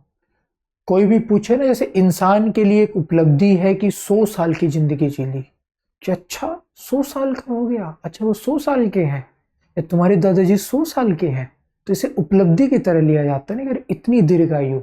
वैसी भाषाओं के लिए भी बड़े सम्मान की बात है कि वो 1000 वर्ष चल जाए, जो कि फिलहाल हमारी आधुनिक भारतीय आर्य भाषाएं चल गई हैं। तो 1000 वर्ष, 100 में 1 जीरो और बढ़ा दीजिए 1000। तो हमारी जितनी भी भाषाएं अभी हैं वो लगभग 1000 वर्ष पुरानी हैं। 1000 वर्षों का मतलब क्या हुआ, यानी लगभग वो 1001 ईस्वी से चल रही हैं, तभी 1000 वर्ष होंगे, यानी 11वीं शताब्दी से वो चल रही हैं। ठीक है जी। अब हमें पीछे जाना है। पीछे हमारे पास कितनी भाषाएं हैं? 5। वैदिक संस्कृत, लौकिक संस्कृत, पाली, प्राकृत, अपभ्रंश। तो सबको 500-500 साल देते चले जाइए। 1000 से आधुनिक भारतीय आर्य भाषा, उल्टा चलिए, उस आधुनिक भारतीय आर्य भाषाओं से पहले अपभ्रंश थी, 500 वर्ष दे दीजिए। अब 1000 से पहले अगर 500 वर्ष देखेंगे तो कब से कब तक का समय होगा? 501 से 1000 ईस्वी का समय, या 500 से 1000 ईस्वी, 500 वर्ष हो गए। तो अपभ्रंश का समय क्या हो गया? 501 या 500 से 1000 ईस्वी। चाहे 500 से 1000 कह लीजिए, चाहे 501 से 1000 कह लीजिए, लगभग एक बात है। अपभ्रंश से पहले प्राकृत, फिर 500 साल दे दीजिए, तो 500 साल क्या होंगे? 1 ईस्वी से 500 ईस्वी, क्योंकि उधर 500 से 1000 हो गया था ना भ्रंश का समय। तो प्राकृत का 1 से 500, फिर उससे पहले पाली। अब 1 ईस्वी से पहले 500 वर्ष क्या होंगे? 500 ईसा पूर्व से 1 ईस्वी, पाली। फिर वैदिक लौकिक संस्कृत 500 पीछे, तो 1000 ईसा पूर्व से 500 ईसा पूर्व, फिर 500 पीछे वैदिक संस्कृत 1500 ईसा पूर्व से 1000 ईसा पूर्व। तो देखिए, वैदिक संस्कृत 1500 ईसा पूर्व से 1000 ईसा पूर्व, लौकिक संस्कृत 1000 ईसा पूर्व से 500 ईसा पूर्व, पाली 500 ईसा पूर्व से 1 ईस्वी, प्राकृत 1 ईस्वी से 500 ईस्वी, और अपभ्रंश 500 से 1000 ईस्वी। बस। तो बच्चे इतने परेशान रहते हैं कि कैसे याद करें, कैसे याद करें। अरे भाई, बहुत आसान है, इसमें कुछ इतना मुश्किल नहीं है। 500 वर्ष का समय देते चले जाइए और क्रम याद हो, क्योंकि परीक्षा में से पूछ ले पाली का समय क्या था, तो पहले क्रम सोचिए दिमाग में कि 6 अलग अलग भाषाएं हैं, वैदिक, लौकिक, पाली, प्राकृत, अपभ्रंश और आधुनिक। आधुनिक 1000 ईस्वी से शुरू हो गई है, तो 1000 से पहले पहले हमें इन पांचों को 500 वर्ष देने हैं। तो लिखना शुरू कर दीजिए, फिर खुद ही पता चल जाएगा पाली का समय क्या है। तो मेरे कहने का मतलब समझे आप लोग? मैं एक बार करके दिखा देता हूं, उससे आप लोग ज्यादा बेहतर ढंग से समझेंगे। कि मान लीजिए परीक्षा में पूछ लिया पाली का समय क्या है, तो बहुत सीधा तरीका है कि पहले क्रम लिख लीजिए। 6 भाषाएं हैं, सबसे पहले लिख ली वैदिक संस्कृत, वैदिक संस्कृत के बाद फिर लिख ली लौकिक संस्कृत,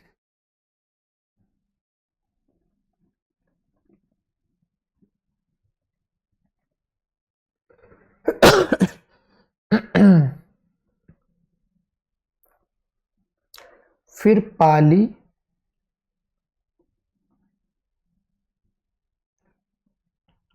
फिर प्राकृत,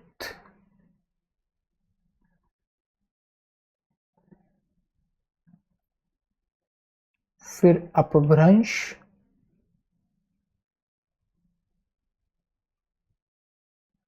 फिर आधुनिक, भारतीय, आर्य भाषाएं।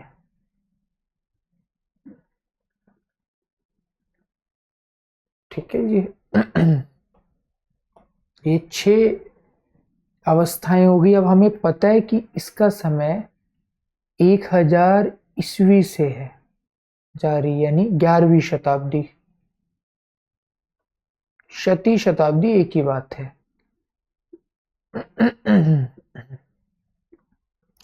अब पहले का जो समय है वो 500 वर्ष सभी का है, तो अपभ्रंश का क्या होगा? 501 ईस्वी से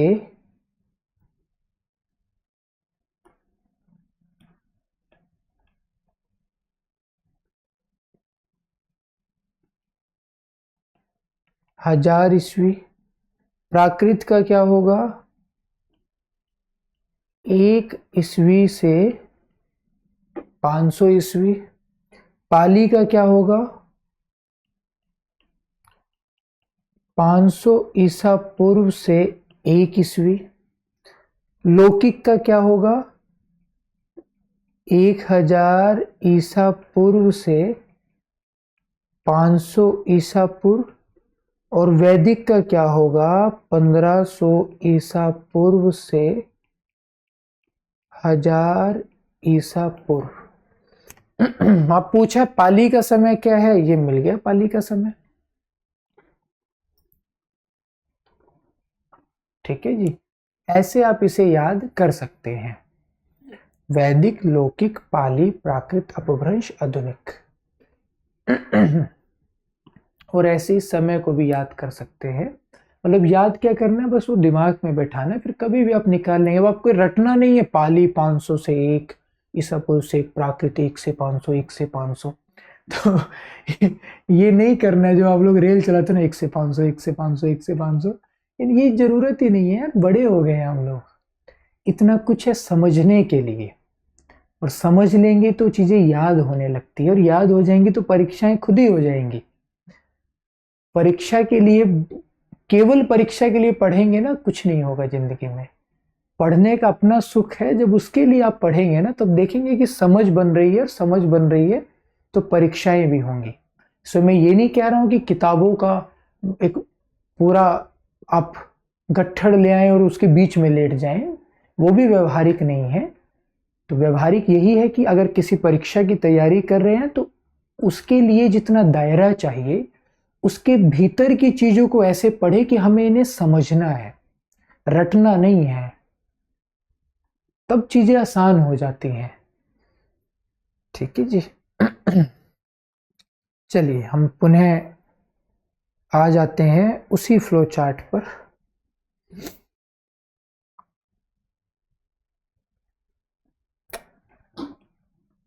तो एक तो हो गया इनका समय। अब देखिए समय में भी अलग अलग विद्वानों की अलग अलग मान्यताएं हैं। मैंने मोटे तौर पर देवेंद्रनाथ शर्मा और भोलानाथ तिवारी की मान्यताएं ली हैं, क्योंकि वो बड़े चर्चित विद्वान हैं।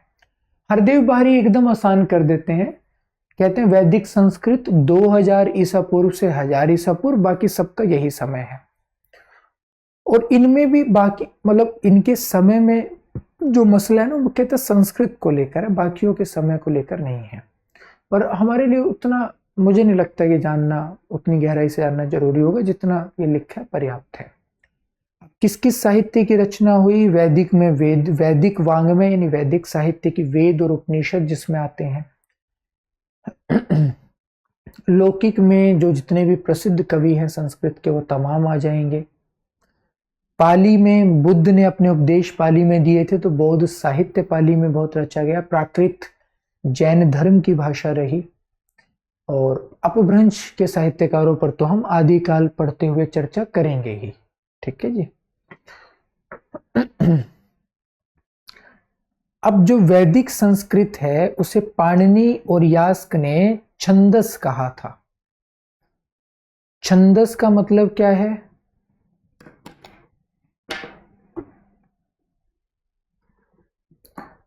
छंद का मतलब क्या होता है? कहते हैं ना, ये दोहा छंद है, चौपाई छंद है। तो छंद का मतलब क्या होता है?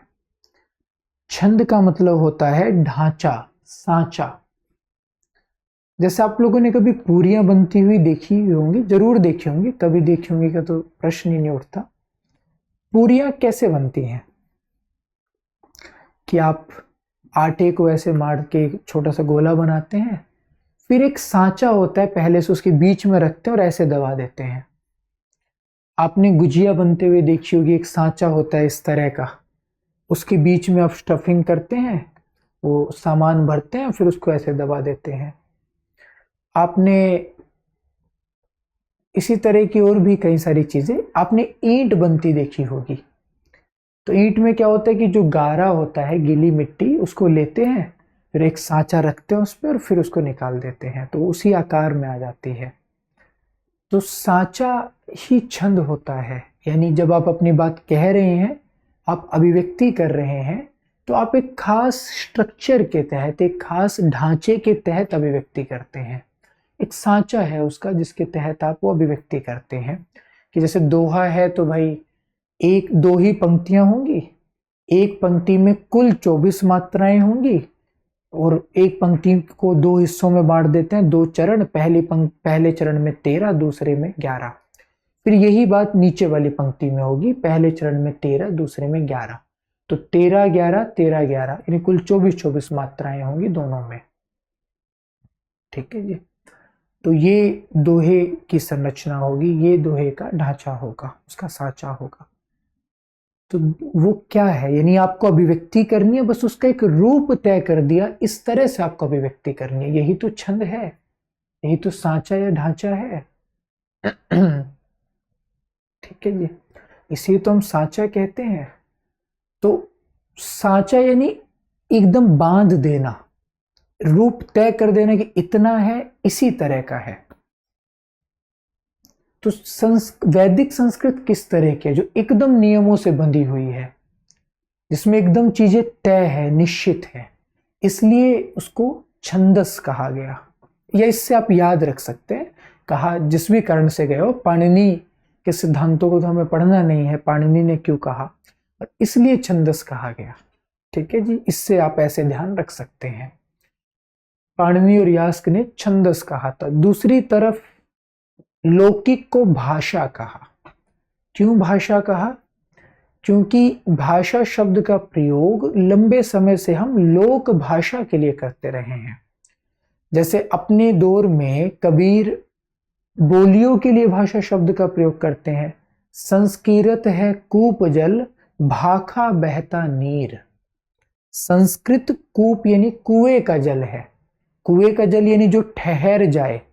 कुएं का जल में प्रवाह नहीं होगा ना, क्योंकि कुएं की तो एक सीमा है, उसके भीतर ही उस पानी को रहना है। तो संस्कृत वैसे ठहरा हुआ पानी हो गया है, और ठहरे हुए पानी में गंदगी के पैदा होने की संभावना भी ज्यादा होती है, उतनी निर्मलता नहीं होती। और भाखा यानी अब कबीर का अपना अंदाज है भाई, वो अपनी तरह के हैं। तो भाखा भाषा का भी उन्होंने तद्भव रूप प्रयोग किया। भाखा बहता नीर, वो बहते पानी की तरह है, जैसे नदी का पानी, जो पानी बह रहा है तो स्वच्छ होगा, वो निर्मल होगा। ठीक है जी, तो भाखा बहता नीर, संस्कृत है कूप जल, भाखा बहता नीर। ठीक है, ये एक प्रसिद्ध पंक्ति है। ठीक है जी, अब इससे आप याद भी रख सकते हैं। अब क्या वैदिक संस्कृत छंदस और लौकिक संस्कृत भाषा, सिंपल सीधी सी बात है। दूसरी बात ये ध्यान रखनी है कि लौकिक संस्कृत को ही क्लासिकल भी कहते हैं या क्लासिक भी कहते हैं। ठीक है, देखिए क्लासिकल, क्लासिकल हम किन चीजों को कहते हैं जो बड़ी श्रेष्ठ होती है और पुरानी होती हैं, कि यार ये ना बड़ी क्लासिकल मूवी है, या क्लासिकल स्टाइल, या क्लासिकल घर, या क्लासिकल बुक, ये हम इन शब्दों का प्रयोग करते हैं ना।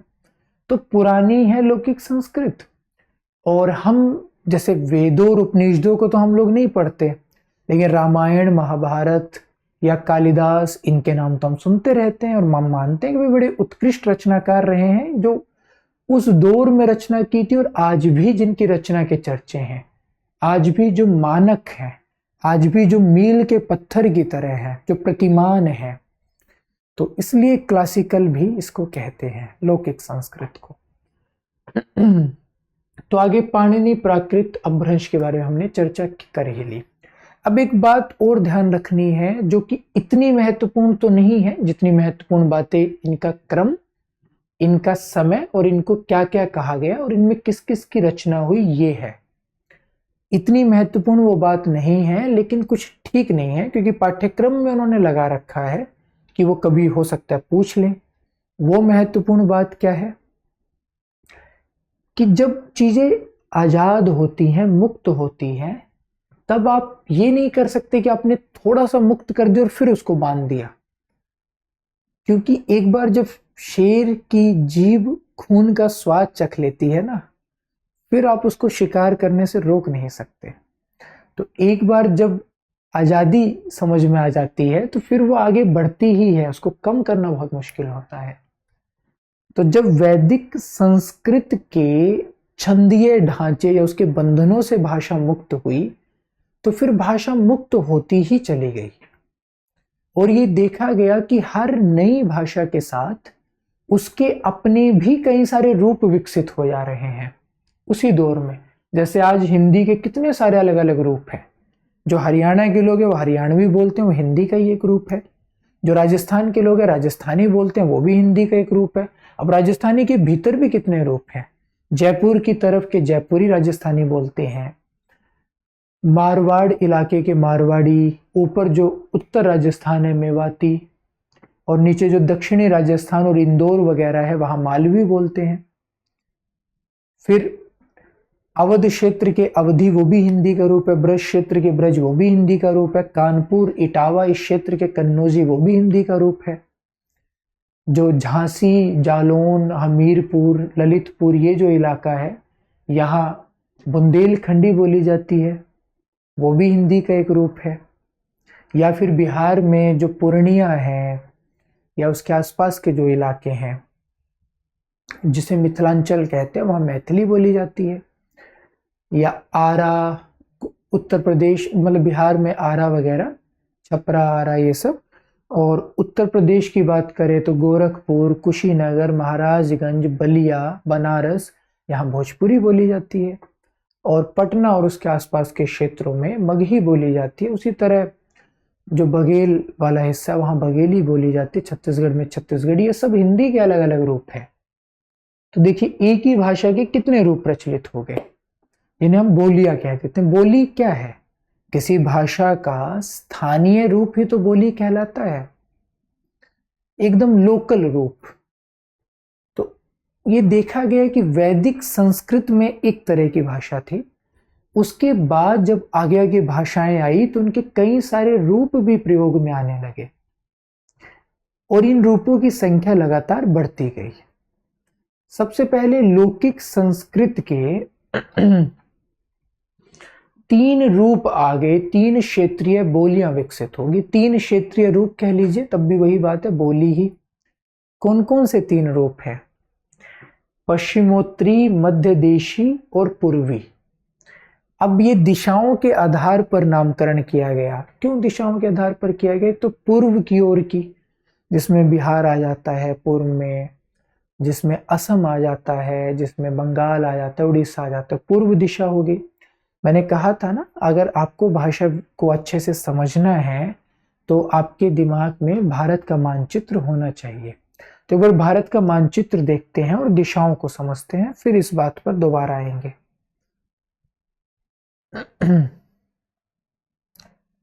ये भारत का मानचित्र है।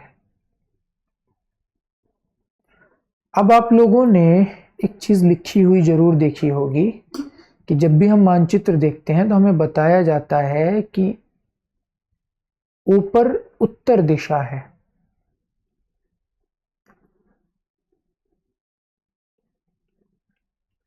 ऐसे बनाकर दिखाया जाता है मानचित्र में, ऊपर की ओर उत्तर दिशा है, या हम इसे उत्तर भारत कहते हैं। ये तो आप सब जानते हैं।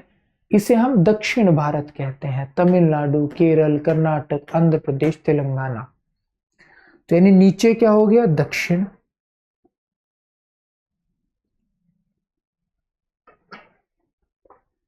ठीक है जी।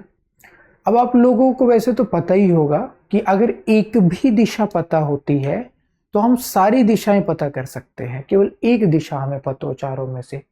कैसे? बहुत आसान सा तरीका है। आप किसी नई जगह जाइए, सुबह आप देखिए सूर्य किधर से उदित होता हुआ दिखाई दे रहा है, सूर्योदय किधर से हो रहा है। तो जिस ओर से सूर्योदय हो रहा होगा पूर्व दिशा होगी, क्योंकि सूर्योदय हमेशा पूर्व में होता है। पूर्व के, जैसे मान लीजिए इधर पूर्व है, तो पूर्व के एकदम उल्टा पश्चिम होती है, यानी पीछे। इधर पूर्व, पीछे पश्चिम। फिर द से दाया, द से दक्षिण। जो दाया हाथ होगा उधर दक्षिण दिशा होगी। ठीक है जी। मैं ट्रैफिक पुलिस की तरह तो नहीं लग रहा हूं, इधर इधर इधर। और बची एक ही दिशा, बाया उत्तर। दक्षिण के ठीक उलट उत्तर होती है, पूर्व के उलट पश्चिम होती है। तो पूर्व, पश्चिम, उत्तर, माफ कीजिएगा दक्षिण, उत्तर। द से दाया, द से दक्षिण। ठीक है जी। अब भारत के मानचित्र में हमें यह पता है दक्षिण किधर है, और ये सब जानते हैं क्योंकि बोला ही जाता है दक्षिण भारत, साउथ इंडिया। ठीक है जी। नीचे की ओर है तो जैसे मानचित्र ऐसे है तो ऐसे घूम जाइए, नीचे दक्षिण तो ऊपर की ओर उत्तर हो गई। ठीक है जी।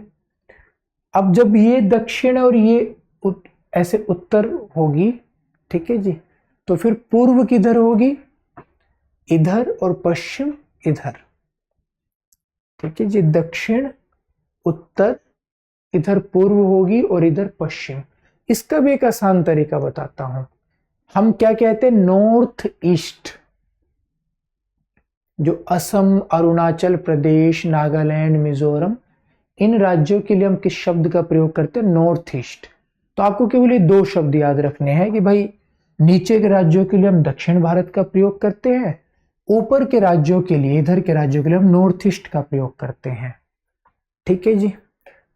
तो ये हो गया पूर्व, इतना ही ध्यान रखिए। इधर की तरफ ये पूर्व हो गया, ये इधर दक्षिण, तो पूर्व के ठीक पीछे इधर पश्चिम और इधर उत्तर, ठीक है जी।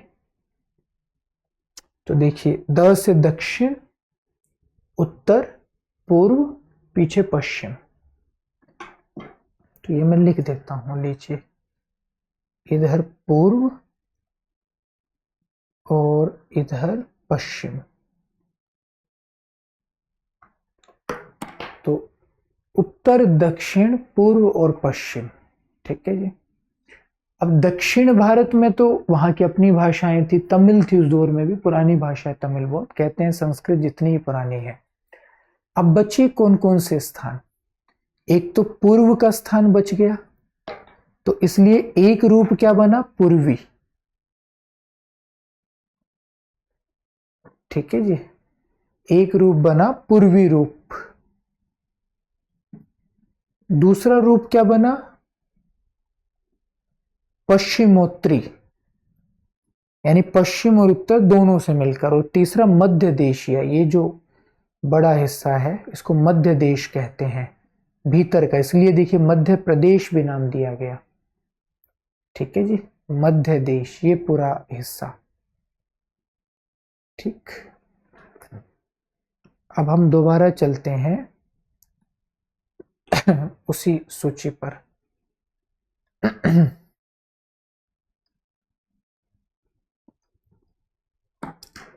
तो पूर्वी, पश्चिमोत्तरी, क्योंकि पश्चिम से उत्तर तक गुजरात, राजस्थान, फिर हरियाणा, पंजाब और कश्मीर तक पूरा पश्चिमोत्तर है, ऐसे एक पट्टी है वो, तो पश्चिमोत्तरी, ठीक है जी। वो एक पट्टी रही, इधर पूर्व और फिर मध्य देशी, ये तीन रूप विकसित हो गए वैदिक लौकिक संस्कृत में।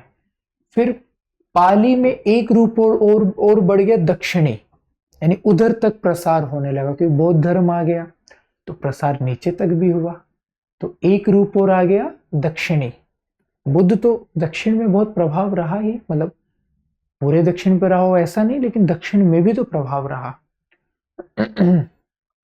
दक्षिणी, फिर प्राकृत में आकर कई सारे रूप बन गए, पश्चिमोत्तरी था ही, मध्य देशी था ही, दक्षिणी था ही, पूर्वी था ही, उसके साथ ही और भी रूप, और इनके भीतर से भी अलग अलग रूप निकल गए, जो कि मुख्यतः 6 हैं, सोरसेनी, पेशाची, ब्राचड़, मागधी, अर्धमागधी और महाराष्ट्री। और ये 6 के 6 आप लोगों को याद करने हैं, ये बहुत जरूरी है। आगे इनकी चर्चा करूंगा कि क्यों ये बहुत जरूरी है, और इससे बहुत सारे प्रश्न आते हैं इन 6 रूपों से। तो 6 रूप कौन कौन से हैं? सोरसेनी, पेशाची, देखिए ये आप लोग ना भी याद करें तो मुझे लगता चल जाएगा, लेकिन प्राकृत के रूप जरूर याद करने पड़ेंगे, वो बेहद महत्वपूर्ण है।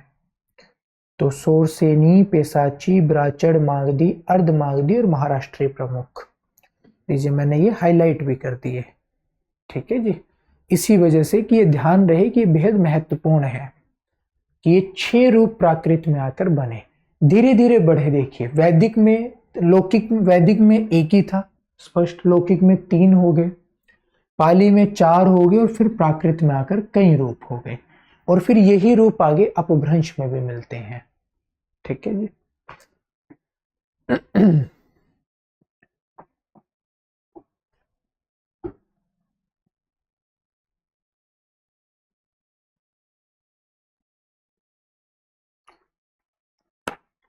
देखिए पाली और प्राकृत के कई रूप प्रचलित हुए, जिनमें 5 मुख्यतः थे। डॉक्टर धीरेन्द्र वर्मा ने मुख्यतः 5 माने, सोरसेनी, मागधी, अर्धमागधी, पेशाची और महाराष्ट्री। पेशाची के ही 2 हिस्से भी कर देते हैं, इसी में ब्राचड़ भी आ जाता है, कई बार उसको अलग कर देते हैं, कई बार उसी में रख लेते हैं। ठीक है जी, पेशाची ब्राचड़ एक कर देते हैं, कई बार दोनों को अलग अलग कर देते हैं। ऐसे आगे आप पढ़ेंगे कि भोलानाथ तिवारी ने पेशाची के भी 2 हिस्से कर दिए, केकय और टक। ठीक है जी, तो इस तरह 7 हो गए, केकय, टक, ब्राचड़ और बाकी 4 महाराष्ट्री, अर्धमागधी, मागधी और सोरसेनी। ये याद रखने में दिक्कत नहीं होगी, मुझ पर भरोसा रखिए, मैं ये याद भी करवाऊंगा आगे कैसे याद होंगे। ठीक है तो अब आप लोग कमेंट करके तो बताएंगे नहीं, जो मैं पूछ लेता कि अच्छा अगर किसी को कोई भी दिक्कत है तो आप लोग कमेंट करके बता दीजिए। आप लोग अभी शर्मा रहे हैं ना, नए नए विद्यार्थी हैं, हो सकता है आने वाली कक्षाओं में फिर कमेंट करने लगे। चलिए, तो अब एक बात समझनी है कि जो विकास क्रम है, सामान्यतः विकास सोपान क्या माना जाता है? वैदिक संस्कृत, लौकिक संस्कृत, पाली, प्राकृत और अपभ्रंश और फिर आधुनिक भारतीय आर्य भाषाएं।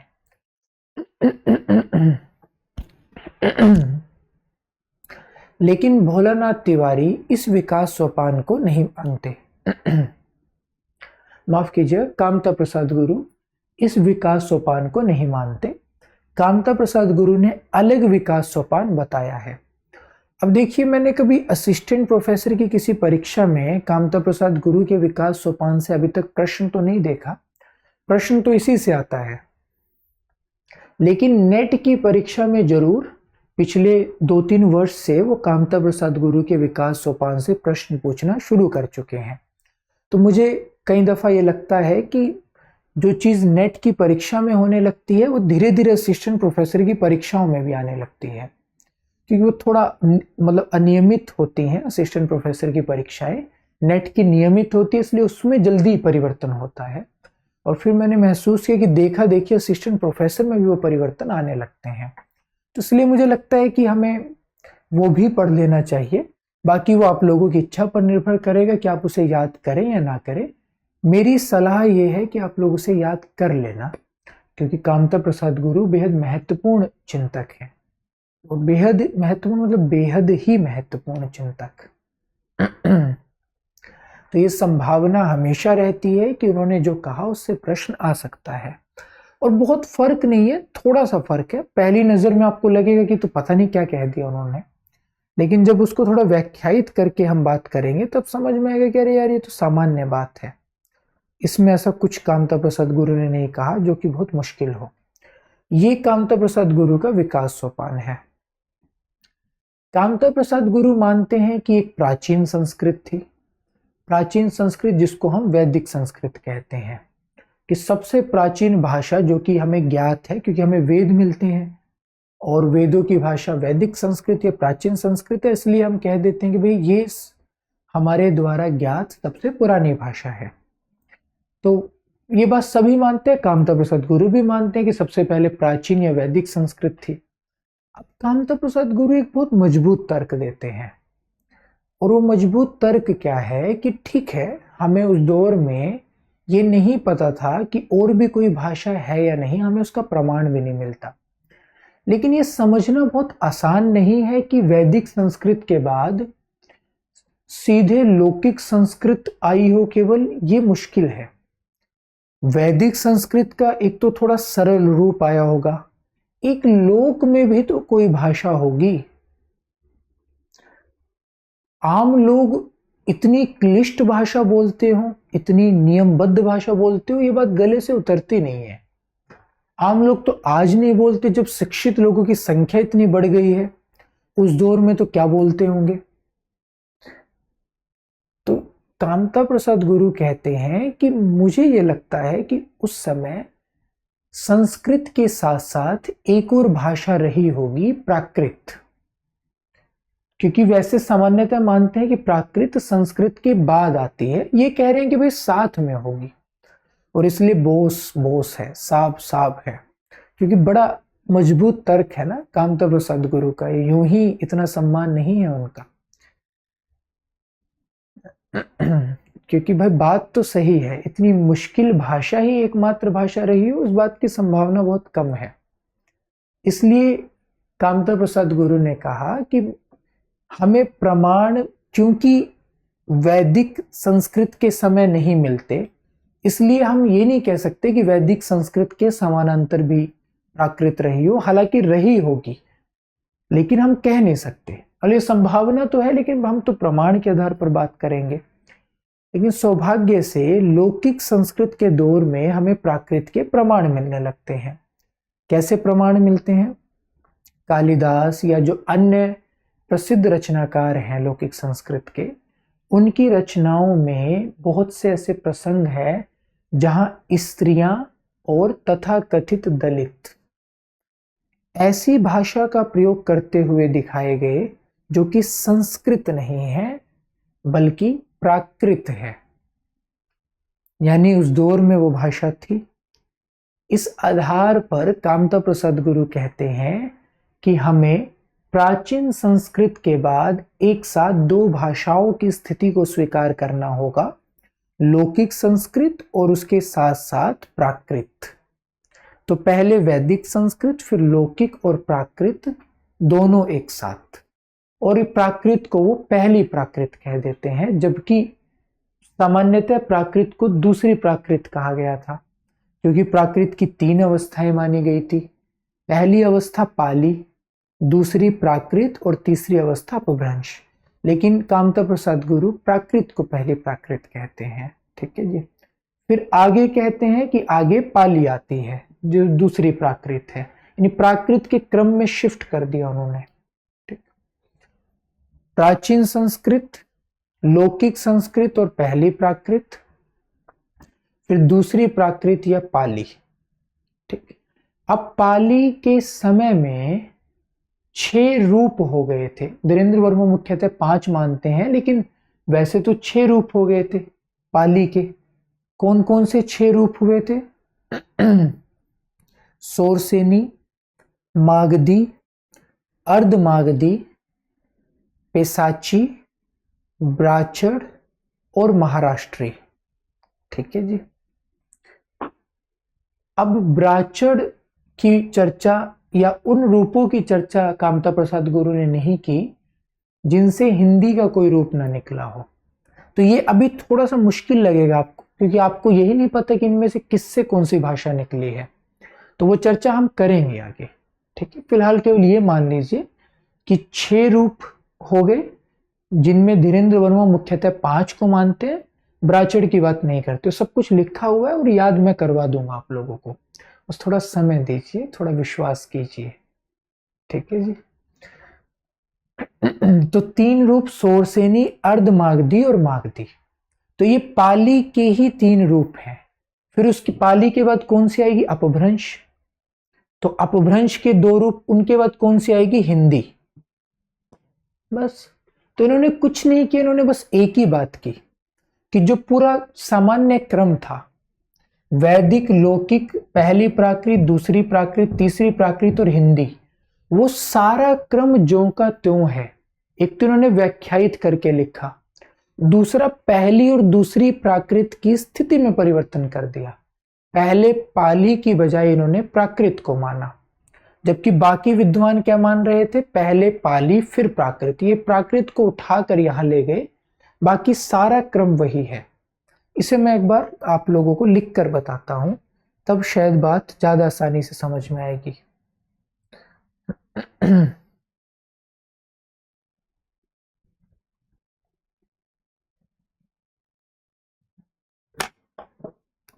तो वर्सेस वर्सेस खेलते हैं हम लोग, यानी एक तरफ अन्य विद्वान, एक तरफ कामता प्रसाद गुरु। तो सामान्यतः स्वीकृत क्या है?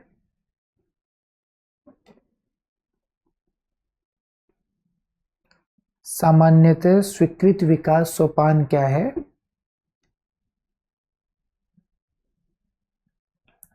सबसे पहले प्राचीन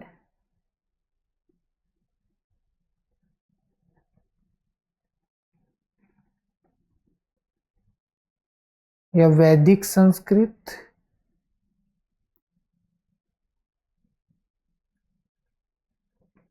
फिर लौकिक संस्कृत, फिर पाली जो कि प्राकृत फर्स्ट है, पहली प्राकृत है, फिर प्राकृत जो कि दूसरी प्राकृत है, फिर अपभ्रंश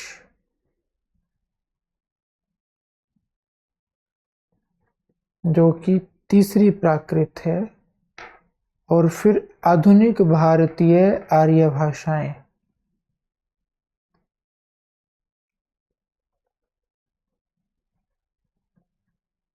जिसका मतलब हमारे लिए हिंदी है, और भी है लेकिन हमारे लिए फिलहाल वो हिंदी ही महत्वपूर्ण है या हिंदी ही है। ये एक सामान्य क्रम हो गया। अब कामता प्रसाद गुरु क्या करते हैं, बस वो कहते हैं कि इसके साथ साथ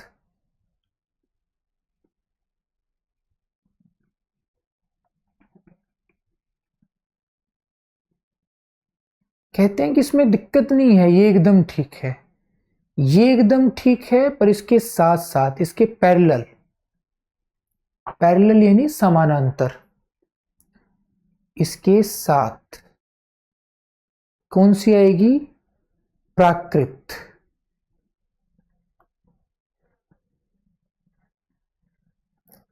और क्योंकि ये सबसे पहले आई इसलिए पहली प्राकृत हो गई। अब ये उन्होंने नाम नहीं बदले, उन्होंने सबसे ऊपर रख दिया तो पहली प्राकृत अपने आप हो गई। फिर पाली से कोई दिक्कत नहीं है, एकदम ठीक है, बस ये प्राकृत 2 हो गई। क्यों? क्योंकि इसका क्रम बदल गया। फिर ये तो यहां है ही नहीं, अपभ्रंश यहां एकदम ठीक है, हिंदी यहां एकदम ठीक है। लो, बस इतना ही तो किया कामता प्रसाद गुरु ने। उन्होंने क्रम में थोड़ा बदलाव कर दिया कि भाई प्राचीन लौकिक, लौकिक के साथ साथ प्राकृत भी आएगी। अब क्योंकि प्राकृत में सबसे पहले आ गई तो पहली प्राकृत हो गई। फिर पाली, बिल्कुल पाली आएगी उसके बाद, लेकिन क्योंकि इससे पहले एक प्राकृत आ चुकी है तो ये अब पहली नहीं रही, ये दूसरी हो गई। फिर ये तो ऊपर चली गई, इसको हटा दो।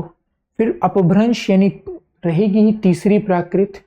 फिर आधुनिक भारतीय आर्य भाषा या हिंदी रहेगी ही। बाकी में उनको कोई दिक्कत नहीं, बस उन्होंने थोड़ा विस्तृत ढंग से बताया, जैसे अपभ्रंश के भेद बताकर बताया, हिंदी के भी भेद बताए, यानी उपभाषाएं बताई। उस पर हम दोबारा घूम कर आएंगे एक बार, जब हम लोग ये समझ लेंगे कि इसकी उपभाषाएं कौन कौन सी है, पूर्वी पश्चिमी ये सब, और इनका मतलब क्या है, सोरसेनी, अपभ्रंश या मागधी, अर्धमागधी।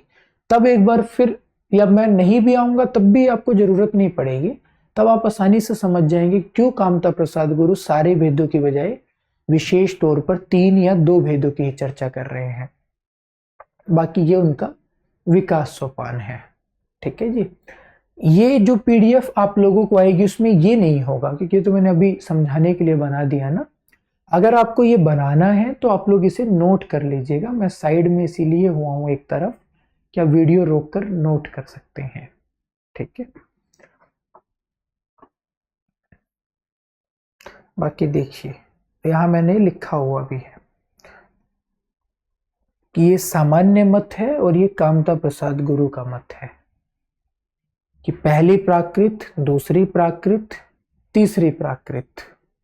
इन्होंने पहली प्राकृत लौकिक के समानांतर रख दी, दूसरी पाली को बना दिया, फिर अर्धमागधी, मागधी तो पाली के ही भेद हैं, फिर अपभ्रंश की बात की, नागर और अर्धमागधी वो उसके भेद हैं। ठीक है जी। तो ये पीडीएफ में होगा ये।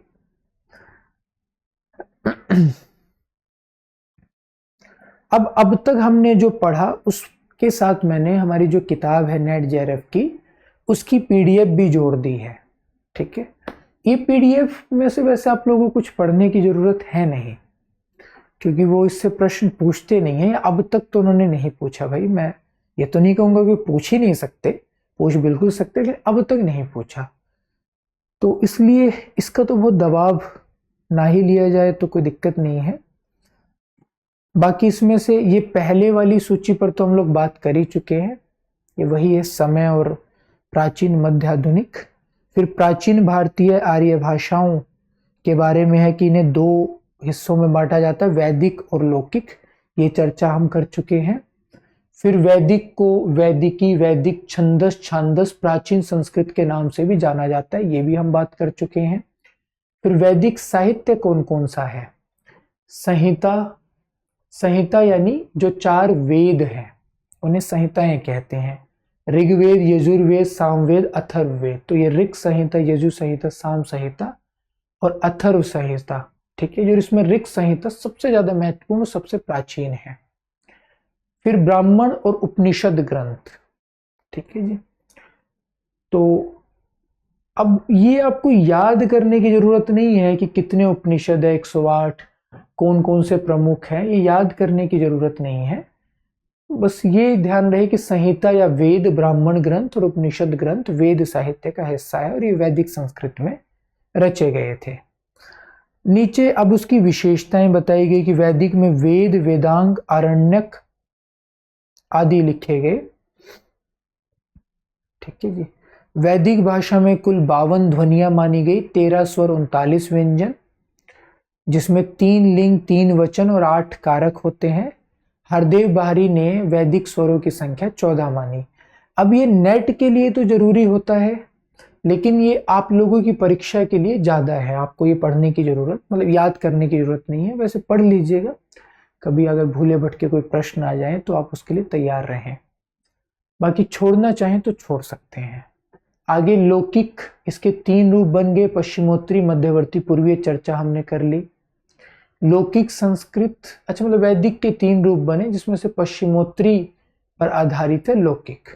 मतलब वैदिक के अंत तक 3 रूप बने, लेकिन रूप आकर वो लौकिक में बने, ठीक है। जिस फर्क को समझिएगा, या छोड़िए इतनी गहराई में जाने की जरूरत नहीं। मोटे तौर पर जो प्राचीन भारतीय आर्य भाषा थी, अंत तक उसके 3 रूप बने थे, ठीक है, जिसमें से पश्चिमोत्तरी पर लौकिक आधारित थी। उस समय की प्रामाणिक भाषा पश्चिमोत्तरी बोली मानी जाती थी। लौकिक संस्कृत का प्राचीनतम जो ग्रंथ है वो रामायण माना जाता है, जिसके रचयिता महर्षि वाल्मीकि है। वैदिक संस्कृत में ए, आई, ओ, औ संयुक्त स्वर थे। लौकिक में ए, ओ मूल स्वर रह गए, जबकि ऐ, औ का उच्चारण ऐ, औ हो गया। इससे संस्कृत में 2 संयुक्त स्वर शेष बचे। अब इसको आप लोग फिलहाल छोड़ सकते हैं, इस बिंदु को, ठीक है जी। बाकी जो ध्वनि व्यवस्था हम पढ़ेंगे ना, तब संयुक्त स्वर क्या है और मूल स्वर क्या है, इस पर बात होगी, ठीक है। तब आप समझ भी जाएंगे इस बात का ठीक ठीक मतलब। फिर वैदिक संस्कृत में केवल अनुस्वार ही शुद्ध नासिक क्या था, संस्कृत में यह अनुस्वार और अनुनासिक के रूप में विभाजित हो गया। केवल संस्कृत कहा जाए तो उसका मतलब लौकिक संस्कृत होता है। वैदिक संस्कृत के साथ वैदिक या प्राचीन या छंदस जरूर लगा होगा, ठीक है जी।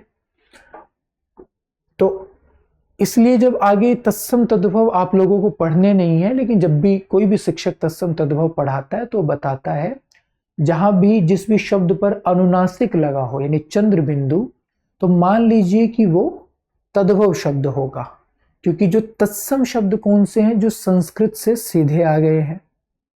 तत्सम, सम यानी समान, तत् यानी उसके या उससे, तो उससे समान, यानी जो शब्द वहां जैसे थे वैसे ही यहां है, उन्हें तत्सम कहते हैं, जो सीधे आ गए।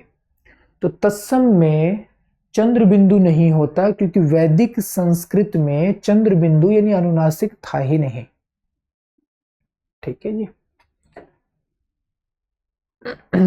तो ये तमाम चीजें हैं जो कि आप छोड़ सकते हैं। मैंने पीडीएफ जुड़वा दी केवल इसलिए कि कुछ विद्यार्थियों को होता है ना कि सर जो पाठ्यक्रम में हमें तो सारा चाहिए, तो भाई सारा ले लो, लेकिन बस ये ध्यान रखो कि इसमें से क्या ज्यादा महत्वपूर्ण है।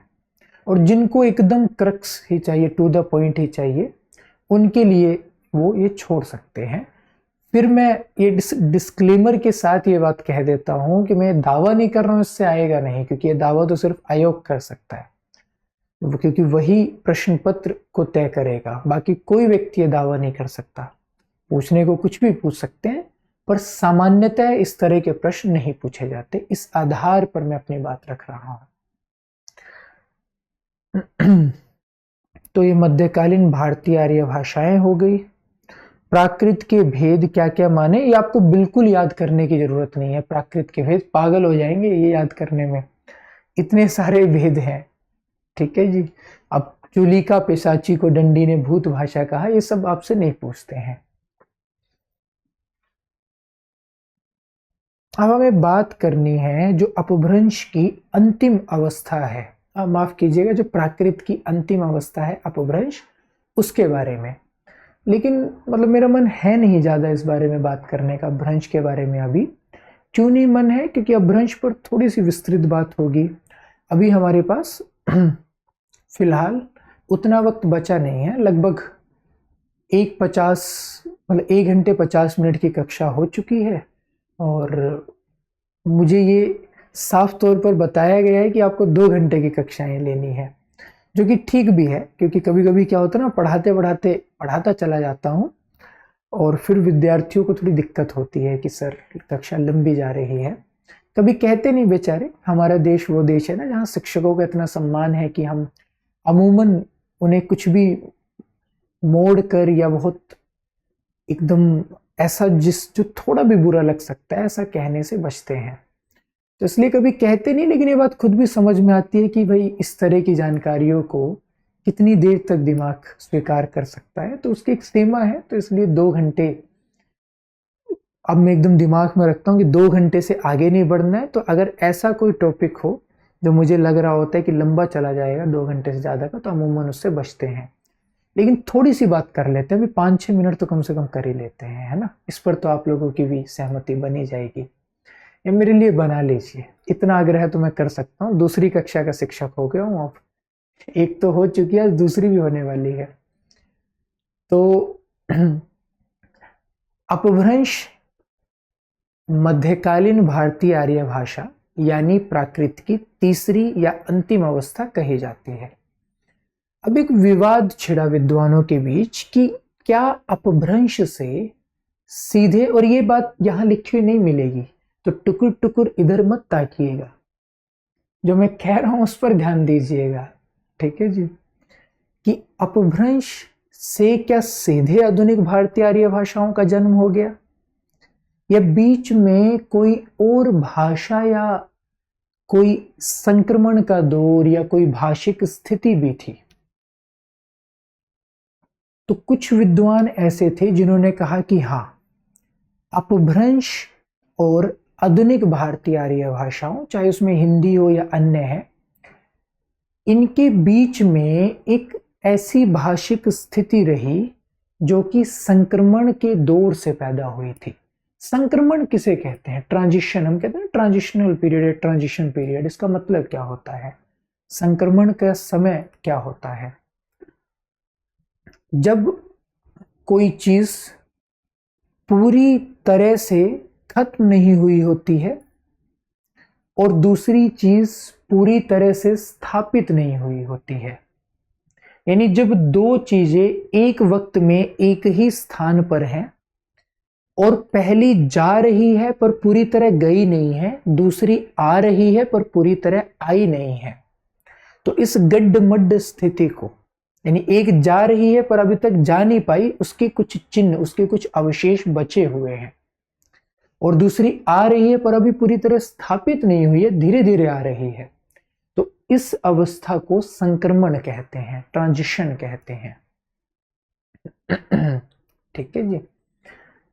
उदाहरण के लिए जैसे हम लोग कहते हैं ना कि भारत अभी आधुनिकता के संक्रमण के दौर में है, यानी हम लोग आधुनिक हो तो रहे हैं पर अभी हम पूरी तरह आधुनिक नहीं हुए हैं। बहुत से ऐसे विश्वास है हमारे, ऐसी हमारी मान्यताएं हैं जो कि पुरानी हैं, अभी वो बची हुई हैं। तो पुरानी मान्यताएं जा रही हैं, खत्म हो रही हैं, ये बात साफ तौर पर देखी जा सकती है, पर वो अभी पूरी तरह खत्म हुई नहीं, वो प्रक्रिया चल रही है। नई चीजें आ रही हैं पर वो अभी पूरी तरह आई नहीं, अभी उनका पूरी तरह से आना बाकी है। तो ये जो स्थिति है कि पुराना पूरी तरह गया नहीं पर जा रहा है, उसका कुछ अवशेष, उसका कुछ प्रभाव बचा हुआ है, और नया पूरी तरह आया नहीं पर आ रहा है और लगभग आने की स्थिति में है, तो इसे संक्रमण कहते हैं। तो कहा गया है कि जब आधुनिक भारतीय आर्य भाषाओं, या अब हम केवल हिंदी शब्द का प्रयोग कर लेते हैं, कि जब हिंदी का विकास होना शुरू हुआ, तो कुछ कुछ आरंभिक संकेत तो भाषा में दिखाई देने लगे, पर उससे पहले की जो भाषा थी, यानी जो अपभ्रंश थी, वो भी अभी बची हुई थी, उसका प्रभाव भी भाषा पर बचा हुआ था। तो तब एक संक्रमण का दौर भाषा में पैदा हुआ, जिसे ना तो अपभ्रंश कह सकते थे, जिसे ना हिंदी कह सकते थे, जो उन दोनों के बीच का दौर था, उसे नाम दिया गया अवहट्ट। अवहट्ट।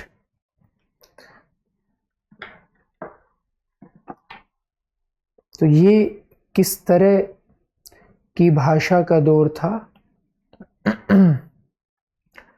अंतिम मध्यकालीन भारतीय आर्य भाषा कौन सी थी? अपभ्रंश।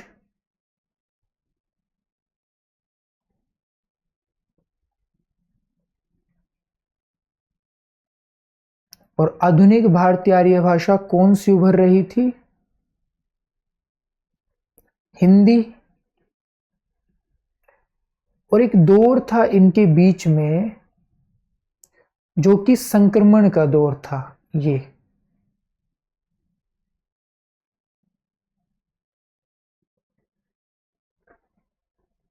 कि जिसमें अपभ्रंश के भी चिन्ह बचे हुए हैं और हिंदी के भी चिन्ह बचे हुए हैं।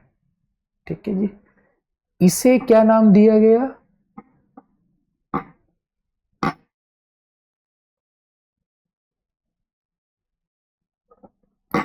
अवहट्ट। इस अवहट्ट को और भी नाम दिए गए, जिन पर चर्चा हम तब करेंगे जब हम अवहट्ट के बारे में पढ़ रहे होंगे, जैसे संक्रांतिकालीन भाषा या उत्तरकालीन अपभ्रंश आदि आदि कई सारे नाम दिए गए। इसका मतलब क्या, इन सब पर भी बात करेंगे। आज की कक्षा में हम अंतिम बात यही करेंगे कि अपभ्रंश के बाद और हिंदी से पहले एक और भाषा पर भी हम चर्चा करेंगे, वो है अवहट्ट।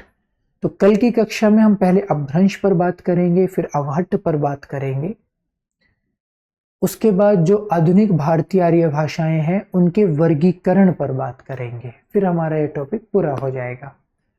और फिर हम इससे संबंधित जितने भी प्रश्न विविध परीक्षाओं में पूछे गए हैं इस टॉपिक से संबंधित, उन तमाम प्रश्नों पर बात करेंगे। तो कल मिलते हैं, तब तक के लिए बहुत बहुत शुक्रिया।